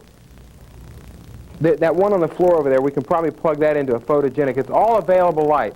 This picture, thanks, Mont, this is done here at Winona School, 1600 film with this pictorial and the filter on here. And this is the way it works. This is the formula. Is that X-ray fog, or are you just in? This film is not X-ray fog, but I have X-ray fog film, and Monte published the pictures, and they're really gorgeous. It was an accidental X-ray fog, and the lab called me and said, there's no base on your film. It looks terrible. So I said, well, can you print them anyway? They printed them. Monte put them in black and white, printed them duotone, which gave them depth, and they're in our newsletter. The whole secret is we're putting daylight film in our camera. Any kind of daylight film, 1600, 1000, what have you. But we're going to work with our tungsten modeling lights. So we're going to put a blue filter on. This is an 80B or an 80C. They're different degrees, so you just thread this on. All this is going to do is take the tungsten light, and as it passes through your lens, it's going to convert it to accept the daylight film and give you good skin tones. So it's just a simple 80B blue filter. And then we take a pictorial. The pictorial is a diffusion device that's made for enlarging lenses. And it dials together and gives you a soft focus at various degrees. Now, if you notice my pictorial, it'll be on display at the break. We have a broken tooth on it, and I actually cut that tooth on purpose so that even when it's dialed all the way down, there's an open area up in that pictorial. So the nice thing is, if I'm going to do a portrait right here of Rip on the front row, I'm going to focus my camera. Now you're in focus. I'm going to look around on the front, and I can see that the open area is in the bottom. So I have thumb screws on here, and I bring the open area into the upper third right there. Now, as I do Rip's portrait, and I open up just a little bit, I'm going to retain sharpness in his eyes. Now, when I was joking about out-of-date film, as we travel and pass through the Midwest, you can call these camera stores up and say, if you ever come across any old VR1000, the old stuff that was real grainy, out of date, please call me and give them your number. I got a call just the other day, and the guy says, well, I didn't find any 1000, but I've got some 1600. He says, I got a whole case of it. He said, I'll sell it to you for $2.50 a roll. I'll say, I'll take 10 rolls, because I don't know if it's going to be any good or not. He shipped me 10 rolls for $25, and I've used it on my last 4 weddings. Now, what are we doing here? This is basically a big window right here, when we have this right on here. What I should do is see if I could get a roll of... Turn it away from the lens. Okay. Let's shoot this 1000-speed film. This was something that was a gift from Australia. We were passing through there. I'm going to load it up. You know, the best way to do this is let's just do it. Let's take pictures. In fact, all week long, we'll just take pictures of each other. We've got models, and I'll just show you how easily we can come away with images. And That's what it is. When I'm at a wedding, you know, I'm just always fidgeting with the cameras. I'm always ready to take a picture. You can ask Monte. Sometimes he just looks at me and says, just sit down, just relax. And I'm like, you know, I'm waiting for something to happen. I'm anticipating. I'll tell you what's happening. Our expenses are building up on processing. But I'm always, it's true though, I try to anticipate everything that's going to happen. And I learned photography through a photojournalistic approach. And now I've gone back and laid all the groundwork. In fact, the foundations that I built were the hardest thing to do. And now that they're built, I'm just having fun with it. But until you lay a foundation, you're going to fall flat every time. Because I know, every time I do something exciting, Monte, look at this, what do you think? And he'd say, she has no neck. Since when do we turn bodies straight into the camera? Look at her chin, look at her hair. I finally just drive me crazy. I said, I'm going to learn that masculine pose and learn it well. So that's all I did for about a year, masculine pose. That's the only pose I did, and did it all 35 millimeter, but it worked. And it worked for me. And what we'll do is we'll start shooting some pictures. I'd like you guys to come around. If you're sitting down there, you're in the wrong place. I think you want to, don't block anybody, but let's come up. We'll bring a posing table, one light and a reflector, and put a little light on the background, and show you how easily these things fall together. In our studio, when we travel, I have props, and I know Don, I saw in his case, he's got all these little goodies. I have black gloves that I picked up in England somewhere. They go all the way here. We had some gorgeous fabrics from Taiwan, and somebody lifted them from us, but we used to wrap people's heads all the time in these beautiful fabrics. But this pastel portraiture lends itself to something soft. I like to lay people on mirrors and put little dried flowers around them. I like to do things like that, try to go above and beyond, but the pose and the lighting is always the same. So what we're going to say is, those of you who are seated here, if you want to watch what's going on, why don't you come over here and sit on the floor? Let's bring all four of you up here, the models, and then we'll just kind of, when we get up close, we'll see what we're going to do. We could do couples real easily, and we could do this young lady in the beginning very easily. I could get the black gloves and start with her. I know right where they're at. Why don't you come right up in front? Tell us your first name. Jessica. Have a seat right over here. Now all we're going to do is turn the head to the light and try to create that little modified loop shadow. Now the shadow is harder to see with a big soft light like this. The smaller lights that we use are more directional and give us that crispness. Now here you've got a big broad light, which actually lends itself very well to this technique. All right, turn your face to me a little, no smile, just like that. Okay, just like that. That's one. You know what we're going to do? Turn your face a little more to the left. Good. And I'm always establishing, excellent, right there. In your eyes, a hint of a smile. Just in your eyes. Good. You see, when I ask for a smile in the eyes, we got just a little bit from the lips. That's very important in getting a good expression. We always ask for an expression, and we never try to, if someone doesn't look good smiling, we're not going to push it. Just look for that big piece of black fabric. I know that was in that, here it is, right here. Okay. We're going to bring that light forward. This is, like I said, one big, huge light. It's like a window. Your chin up a dash, turn your face here. It's not nearly as accurate, I would have to say, as what we're doing with the mini lights. But for soft focus portraiture, it's really nice. Your face this way a little. I just want to make sure the light is in the eyes. Your chin up a dash. Good. That's great. Now I'm getting a little bit of flare on the front of this, and it's coming from this. So Brimer, if you can give me a gobo of any sort, a print would work like that. Just to shade my lens. We're always watching the front of the lens. If you're getting any flare in there, you can do all this work for nothing because you're going to lose it. Good. And your eyes up here, it's gorgeous. Just like that. Long exposure there. The light's really been cut down. Okay, now what you're going to do with that, just unplug it. We're going to plug it in right up here. Where are we going to put a spotlight? There's two places I'd love to see it. I'd love to see some light up here on the hair. She's got very dark hair, and we could really open up the hair. Or, in fact, that's what we're going to do with that. It's just going too dead up here. The gloves need a little bit extra light. There you go. That's good what you're doing. In fact, tell you what, I need another grip here. Can you hold this? You're just going to shade my lens with this. And Brimer, you take it and just hold it straight overhead. It won't fall off. And just light her hair. Yeah, and it's spilling on her face just a little. So take it back to the background. That's it. Oh yeah, that made all the difference. Come down a little lower. I just want to keep intensifying. The beauty of this photography is what you see is what you get. Your eyes up here, chin up a dash, touch of a smile, easy. Let's keep it going. That's a long exposure. I don't know. The light's very weak. We're shooting at 1/8 of a second. I'm usually at about 1/30. You chin up a little bit. Good. That's gorgeous. Just let your eyes go to the corner of the room. Turn your face to the left a little. Your chin down. Good. Light more intense on the hair. Just keep bringing it down. Right there. Gorgeous. Just your eyes back at me. Just your eyes. And a hint of a smile this time. Really easy. Good. That's great. Okay. Let's relax. Look at the beautiful image from that one broad, soft modeling light and that hair light. What a number that's doing on her. I've got 1,000 film, but I've rated it at 600. I've got 2 stops taken off the front because I've got an 80B blue filter. Now, what I'd like to do at this point, if we'll do this in groups, but we're kind of pushed. We're going to break into 3 groups. I would have a mirror here, an acrylic mirror. Put her head on the mirror. I would have flowers in here. I'd have props. I'd have a muslin in the background just to throw up. Let's pull the muslin down. Let's spotlight her. Okay, let's take this off the front and let's put a barrel spotlight right on her face. Let's do Hollywood lighting. Let's just keep going. But this end of it is just what you saw. Just as simple as it gets. And what I love about it, with strobes, I think there's a little bit of guesswork sometimes. And with this, we're working with just the modeling lights. We're just working with what you see is what you get. You know what I'm saying? Like, if the background is too bright or too weak, we're going to adjust that. So he is not using the flash. He's using just the modeling lights. Can you get the same effect with the flash? You can get the same effect, but then you're not using the 1,000 or 1,600 film and getting the grainy look that he wants to get from it. Also, yeah, you have to work pretty much wide open with this to get that softness on the... Yeah, that's a very good point what Monte just said. I always leave my lens on 3.5 because if you're at 11 or 8 and then you pull your preview button in, you see all the sharp edges, just like a vignetter.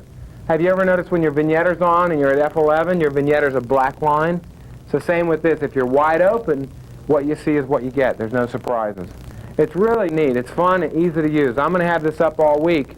Jaws 3 is the name. Just 3? Jaws. Jaws 3. Jaws 3. Oh, that's right. So basically, the beauty of it is with children, you put the kids far away from you and you stay 10 feet away from them. Your little zoom lens is right on top of their faces. Then I take this Pictrol off, take the blue filter out, put the Pictrol back on. We stick them by a window. We put Dad outside. Dad, go outside. Dad goes outside. I say, Michael, where's Dad? Here's Dad, there's Dad, and the kid's all over the window looking at Dad. Dad's outside going like this, and I'm sitting here shooting profiles of the kid at 2/50th of a second. And I come right afterwards and clean up the window. And then I say, and the kid looks right at me like that, and it's just right there. Bam! I've got a picture of that kid. Roderick, you just got on film there. And basically, the window light stuff is hard to tell from the modeling light. The skin tones are so nice on either one.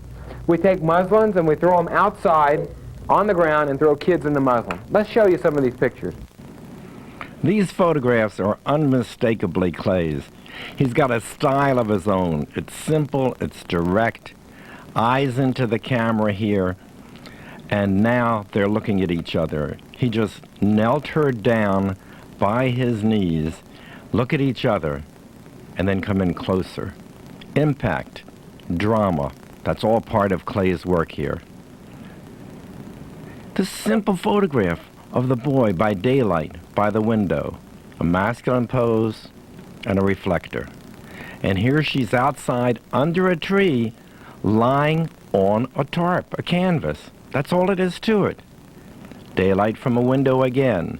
Profile, full face, mood, feeling. Talk about feeling. How about this little girl on her mother's arm? Just easy does it. And this photograph was made from a ladder, way above them, looking down. They're lying down. We even transferred this to a Polaroid, and look at this. We made a magazine cover out of this.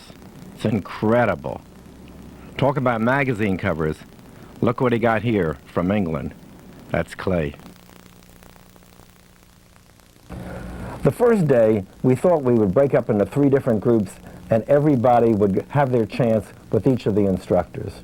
It just didn't work out right, did it? I didn't. I think the students, first day there, they weren't sure where they should be.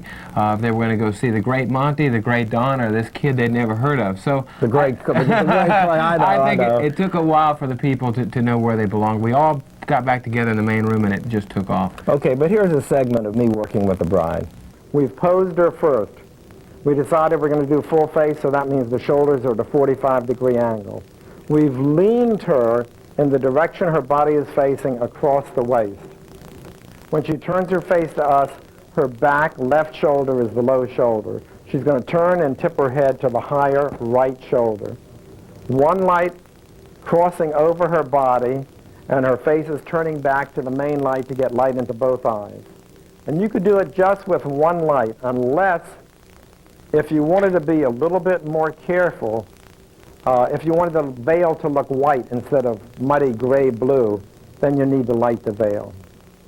If you want the background to have some depth so that it appears three-dimensional, you've got to have light on the background.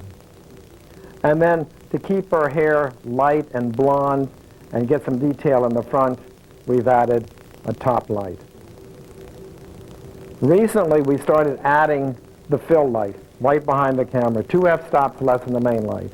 Okay, we're ready to go. And listen, she looks great in those photographs. When you look at her, she's nothing, right? But basically, that's the way I talk to the subjects. I'm always joking with them and teasing them. And usually I have music playing when this is happening. So, How do you determine camera angle? camera height, great. Camera height is wherever it has to be to avoid distortion. So what you don't want to do is you don't want to have lines that go like this when you look down a railroad track. So when we're going 3/4 length and we're cropping from here to the top of her head and giving her a little space, then the camera height's going to be right in the middle of that bust level. Right now, I've got the camera basically straight up and down. Well, no, it's at a slight angle. I'm going to tip the camera a lot this week to make the height on one side higher than lower to change the angle of the subject. It's basically the same thing. If you go like this and you look at her, if you tip the camera this way, as a matter of fact, that's not a bad idea to do. Just make it like a square or a circle out of your fingers and do it right now so you know which way to tip the camera. Look at her, and I try to make the higher shoulder higher as a general rule. So if you want to raise this shoulder, tip your camera to the left. Remember the importance of lifting her up and keeping the body, and I always make the refinements looking, lower your flowers just a tiny bit, and let this finger come up just a fraction. Turn your hand more sideways rather than into the camera. Okay, can you, instead of holding the gown, well, okay, instead of holding the gown down there, hold it up higher here. Okay, could you, were you doing this before, Phil? Yes. Come on back here, let somebody else, would you hold this, please, and let Phil see what's going on?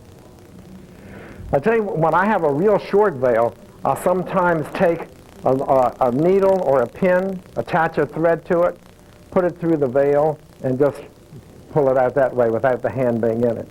So this, it's a good thing I have you. Just kneel down. And this line has to be straight. And we're going to lift you up and let this shoulder drop. Okay, we're ready to go with film. Let's test it. Is it going to work? Yeah. Okay, you're leaning too much. Turn your body to your left and turn your face back to us. That's great. You keep that elbow pulled back far enough to where you... Well, what I'm seeing is just a little bit here to show the waistline. She's heavy, and of course we're going to bring it in so we don't show the waistline. Lift this finger up just a tiny bit. And I can go sharp to soft just by turning the dial a little bit. Your eyes right about here, just a hint of a smile now. And your eyes, the eyes right up here, your chin up a tiny bit. Let's do it again just for expression, no change. Just your eyes right here, that's good. Look at the bottom of the photograph, way below her knees for support. The flowers are pulled back, and of course we're going to crop the hand out. For a 3/4 length, I am not going to turn her body straight into the camera, because then her body will look too broad. So for a 3/4 length, when her body shows, I'm going to keep her head just where it is, and I'm going to make it very uncomfortable but turn her head a little bit more to the 2/3. You know what I'm looking at, the eye coming right to the edge. And so now, to keep that same light pattern going, I'm moving the light a couple inches. Is that where I want it to be? Right. So you see, it's exactly what we did with the statue. Now I'm going to look through here, turn your face, that's it, stop right there.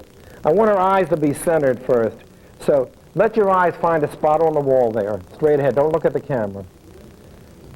Your chin up a tiny bit. Wherever you're looking, look look about an inch higher. And now come back to the left, just with your eyes, and turn your face to the right a little bit more. That's perfect 2/3. Now look about an inch to your right.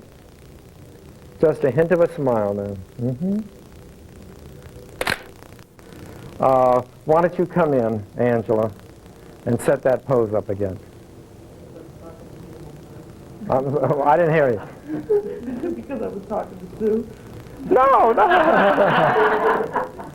Angela, get up here and do it. You can do it. Just set up the pose. You don't want to do it? You look like a good. Okay. You got to volunteer for this stuff.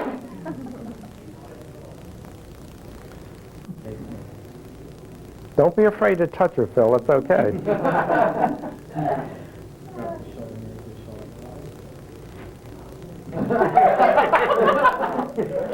I'm used to it.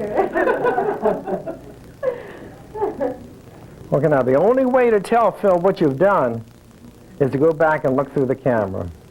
Look through the camera and tell her what to do.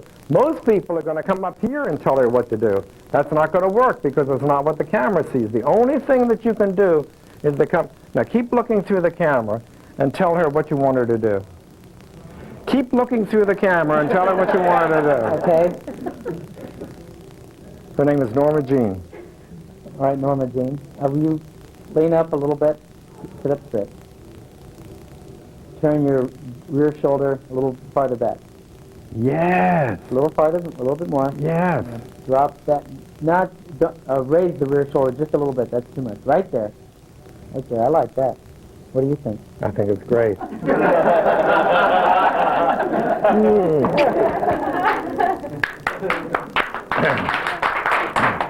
Okay, now here's the hard thing, Phil, is to look through the camera when you're giving direction.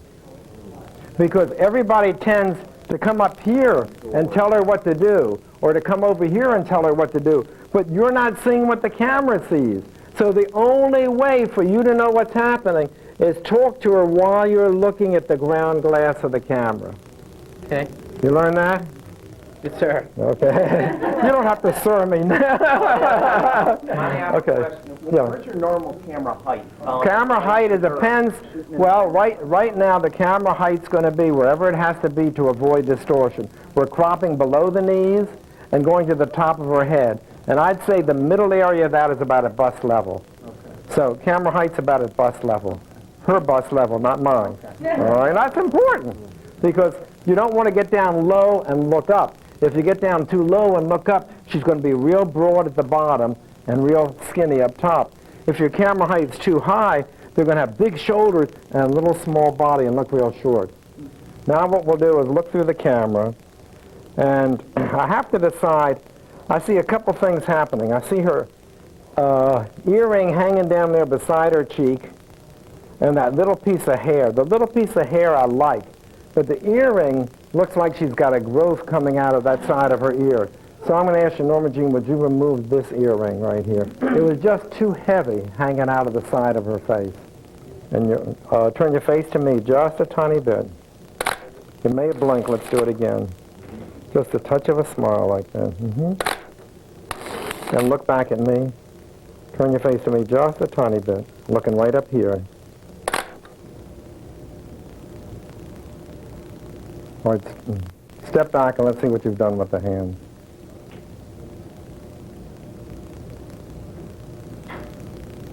Okay, I can help you. Okay. Kneel, right? Yes. Okay. You've covered over her right hand with her left. And you've also got everything falling forward. Remember what Don said in class and what I said here. is push the wrist into the waist. So let's take this hand, let's just do one hand at a time. We're going to push the wrist in and the fingers forward. So this is what's happening here. Push the wrist into her body and the fingers forward. Right. Then we'll take the hand, this hand, and put it over top of this wrist and do the same thing. And that's it. Okay. The wrist in, the fingers forward. Fingers extended, slightly curved. Now if we want to bring our hands up to her face, what we're going to have to do is raise the table just a little bit. And because her head is going to be turned and tipped this way, we'll bring just one hand up to her face.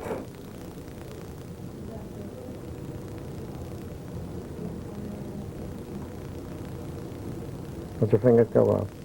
Same thing, wrist bent in. Now let me come back to the camera and see what I've got here. Okay, that's good. I've got a lower than normal camera angle. For a head and shoulder picture, can I have a ladder, please? For a head and shoulder picture, I come up above the eyes, above her head, and shoot down on her. The reason I do that is because I want to minimize the body and emphasize her face. So I have to stand on a ladder for this now. And Bruce, the veil light is coming through over her shoulder here. So it's got to move all, keep going, keep going, keep going, that's it. Norma Jean, your chin up now. Now I adjust her height, her face to camera height. Turn your face back to me, just a tiny bit. And your chin up, just a fraction. Now wherever you're looking, look about an inch higher. I'm coming in now, and how am I cropping this? I'm cropping the top of her head off, just a little bit of this off, because I'm keeping her eyes about a third of the way down from the top of the picture. And if you're going to crop the top of people's heads off on these close-ups, you better show samples and tell them why you're doing it while you're taking the picture, so they later on don't say, what happened? You missed the top of my head. Let's do a profile of her. Now, a profile means that her, can you move that fill light? We're moving away from the wall. Just move it over this way some. Okay. A profile means her shoulders are going to be at what angle to the camera? 45. Okay. So we'll do that. We'll turn her body at a 45. And which is going to be her low shoulder? This is going to be her low shoulder, right? She's going to turn her head this way, so this is going to be her low shoulder. So we'll leave the table under her low shoulder, and we'll let this hand go out just to give us a base to the composition. We're going to turn her face to profile. And where does the light go? Right. Excuse me.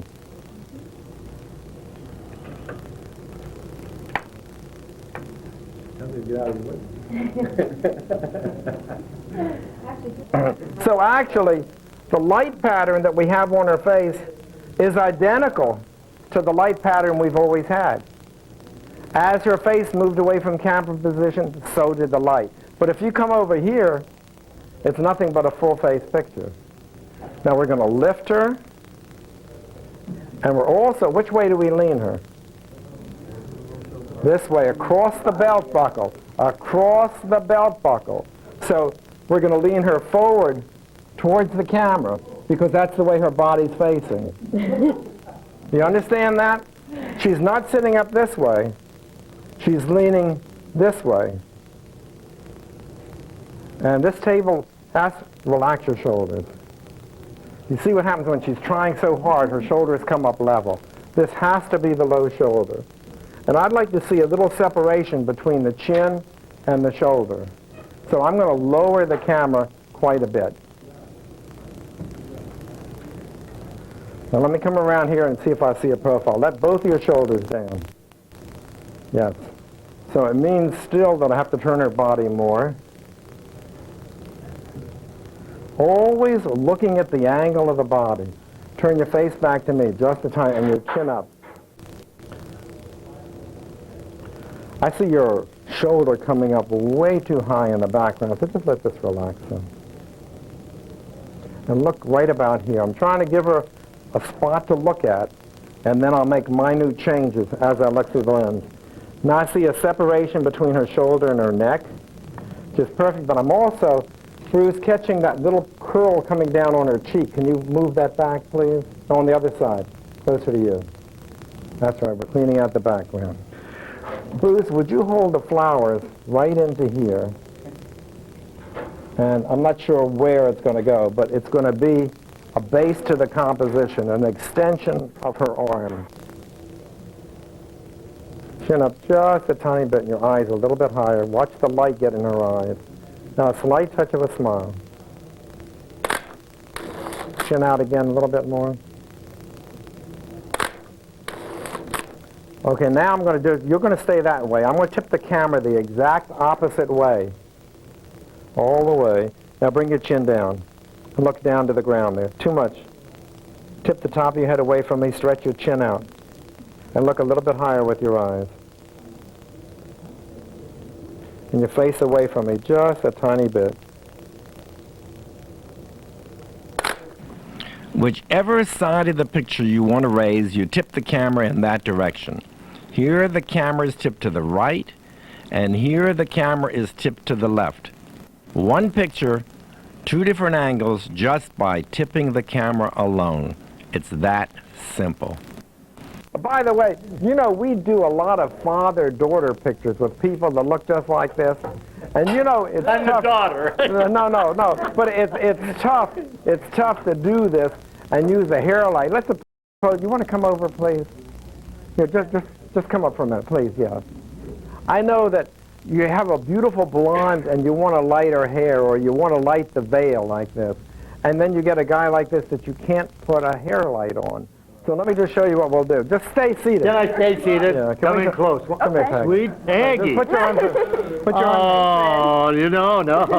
Peg, look over here, man. Just look here.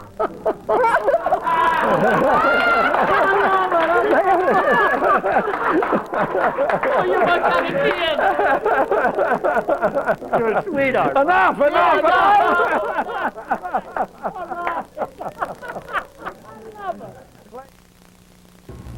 Okay, it's Monday now. Let's go back to the school and see what happened on the second day. Most of the shots that I'm doing, the question and comment what type film we're using, either VPS or VPH, what have you. The biggest percentage of my work or our work is on VPS. And why? Even though we're dragging the shutter, why? Stop and think about it. If you're in the church, you're in the home, what have you. Now, a commercial photographer will not agree with that statement, because what does VPS do? VPS, long exposure, and Uncle Kodak says don't, as we all know, don't make the photograph longer than 1/10 of a second. And if you do, then Uncle reciprocity is going to set in. It's going to pick up, you know, a color shift, etc. But what does it do? Where does it shift? It shifts to the warm side on VPS. Shifts to the warm side. Who says that's wrong? With the chandeliers going golden, you know, that's the reason I like it. Because the light itself, when the exposure is made, the bare bulb, is going to balance in with the subject, okay? Let me just review, or let Clay review how simple this is. Everybody tends to make too complicated a deal out of it. It's very simple. We're going to measure the light on the background and expose for it. Now, it may not have enough light on the background, in which case you can throw a flash on the background and expose for whatever it is. But yesterday, when we examined those wedding albums, so many pictures on the church altar went dark behind the people. And that's what makes the background look so bad. People want photographs on the church altar, but the church altar looks like a distraction if it's not lit well. For the most part, the majority of churches have beautiful lighting. Don't lose it. Expose for the lighting that's already there, and then just match it on the people. But if the church doesn't have good lighting on the background, put a flash on the background. And whatever the exposure is on the background, that's what you set your lens at. Then you put the same amount of light on the people and explain to them what you did here with this. Well, this is really just a separation line, and since it's a bare bulb, it just goes both ways, and it brings them off of the background. Now, if we need to, we can put the reflector on and light like a dark curtain, bam, to give them more separation. But if we, most part, we just keep it like this. And one of the beautiful things is a lot of time we're working in situations at a quarter of a second at f4. So this can be a main light in front, and we can put another one behind, and that's that simple. You're on location, you're doing weddings, you're doing bar mitzvahs. All you need is a little bare bulb in the front, it lights the faces, and a little in the back, and it lights the background. Let's discuss how this picture was taken right here. First of all, what do I look for when I take photographs? People say to me, I don't carry backgrounds into a home because I would rather have the challenge of finding my own background.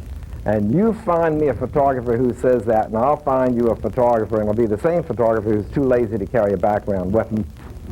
So we do carry a background into the people's homes when we're photographing head and shoulders or three-quarter length. If we want to show the person or if we want to show the gown, we'll put them against the background. But when you get into a home and you want to show the environment, let's figure out how we're going to photograph the environment.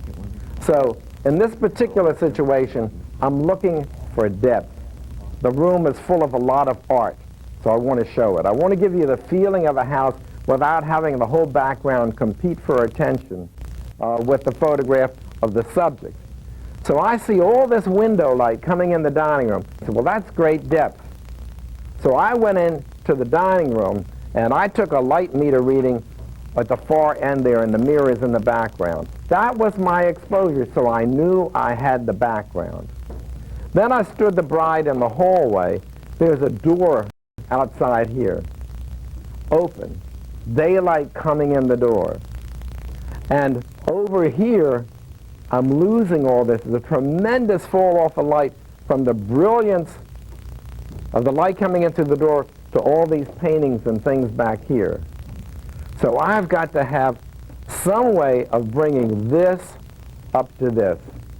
So I just took a little small 100-watt bare bulb and put it, this is another door just like here. I'm shooting through the doorway. I put a very weak bare bulb in here, not to match this, but to be like 1 or 2 stops less than this, so it appears as if it's natural light coming in here. So one bare bulb lighting up the left side of the picture. At the same time, that bare bulb is also giving us cross-lighting on the dress. It's doing 2 things. It's lighting the background here, and at the same time, it's creating detail in here so this doesn't darken the dress. All the light is coming in the door at the bottom of the dress, and this is what happens so often when we use daylight coming in the window or daylight coming in the door. It doesn't always hit up top where the face is. So the gown is all lit by daylight, and she's in shadow up here by her face. So we took a Monte illuminator, or one of the Westcott Monte illuminator, or reflector, and I had one of my assistants outside the door picking up some direct sunlight and bouncing that sunlight onto her face. So her face is lit by a reflector. A bare bulb is opening up the shadowed area here and also giving us a little cross lighting on the gown. And that's exactly how that picture was created. One bare bulb all the way over here, a reflector outside the door. Here's the same situation, photographing in the bride's home, and let's look at what the problems were here and how they were resolved. I wanted to show it was daylight outside. I didn't want the window to wash out. So now I start out with what is the outside? Do I want the outside to have real deep, rich greens? No. I want to show, I don't want the windows to be white. I want to show the foliage outside. Overexpose outside a little bit. And I set my exposure by what I wanted to show coming through the window. So let's say now this is going to be a 30th at 5/6. So the outside is going to be overexposed. 40mm lens to show the whole living room. Now, how am I going to light this whole scene? Well, I'll tell you what we did. Tell you what Clay did. He took one strobe, and you got to realize that this wall comes in this way. Right over here where the wall met the ceiling, we took one strobe and bounced it into the room. Right at the top where the wall meets the ceiling, this one strobe lit the entire room. And then we took a very small, weak, bare bulb and put it behind her to light her veil. It's 2 lights to light up the whole living room.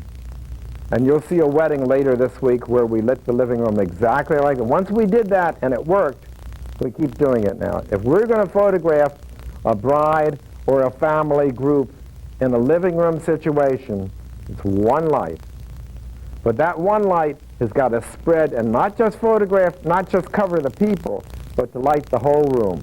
So we'll take that one light and bounce it into the wall and let the whole wall and the ceiling be our light source. If I were photographing all of you right here, you know what we would do? I could take one strong light and bounce it on the ceiling and just have it come back this way. Because that's what happens. That's the angle of incidence and all that bull. Okay? But it really works. No, I think we've probably... I love it. I love it. Right reflector. It's just, so just get your biggest light source you can. The big ceiling here. It works. Guys, you got to try it. Do you ever have a problem with bouncing right in there with color? Yeah, the color of the ceiling, if it's green or yellow, you want to stay away from it.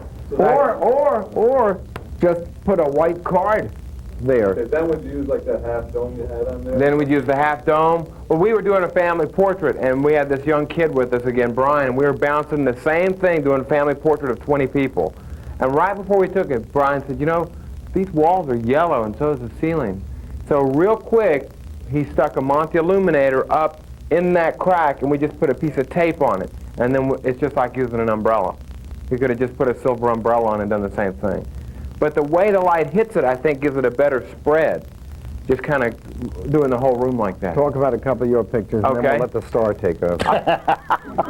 I'll show you a fun picture. If I get, Brian, if you can bring that camera out, that'd be great. All right. This is a picture right here we made in England. I'm hooked on this 30-millimeter lens deal. This is good. I love And the Don really got me started on that 30. I've got 2 prints here. You guys have to come look at this one as well. This is done in Hasselblad's booth at WPI. But here's the story behind this picture. Excuse me, this will never hang in competition. The lines aren't straight. So what we're doing pictures in England down the hallway, doing groups, bridal parties, and things like that for a classroom of about 13 students. So they're getting ready. 50 students, it sounds better. Well, it was a private class. High-paying dollars. It was a one-day master class. So we did all these pictures, and Monte says, okay, and they're trying to run us out of there because they're getting ready to set up for a party. Okay, Monte says, let's all go to the room. So everyone's going, and I'm getting the camera and the light and all this. And this is Ray Lowe, one of England's top photographers.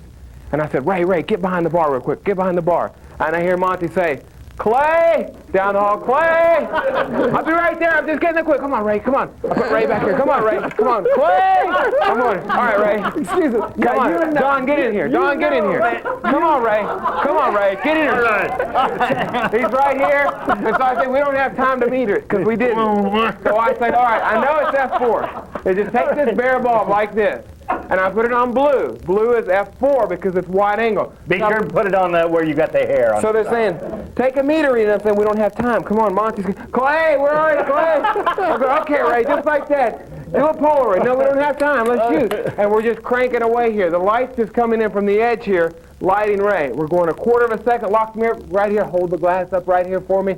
Pick you right there. We go. I love it. There we go. It's good. Yeah. Clay, here we come. We're coming. All right. So on the way back to class, I love it. we walk in and we get the picture developed the next day at the APL show, and it's been in 2 magazines already.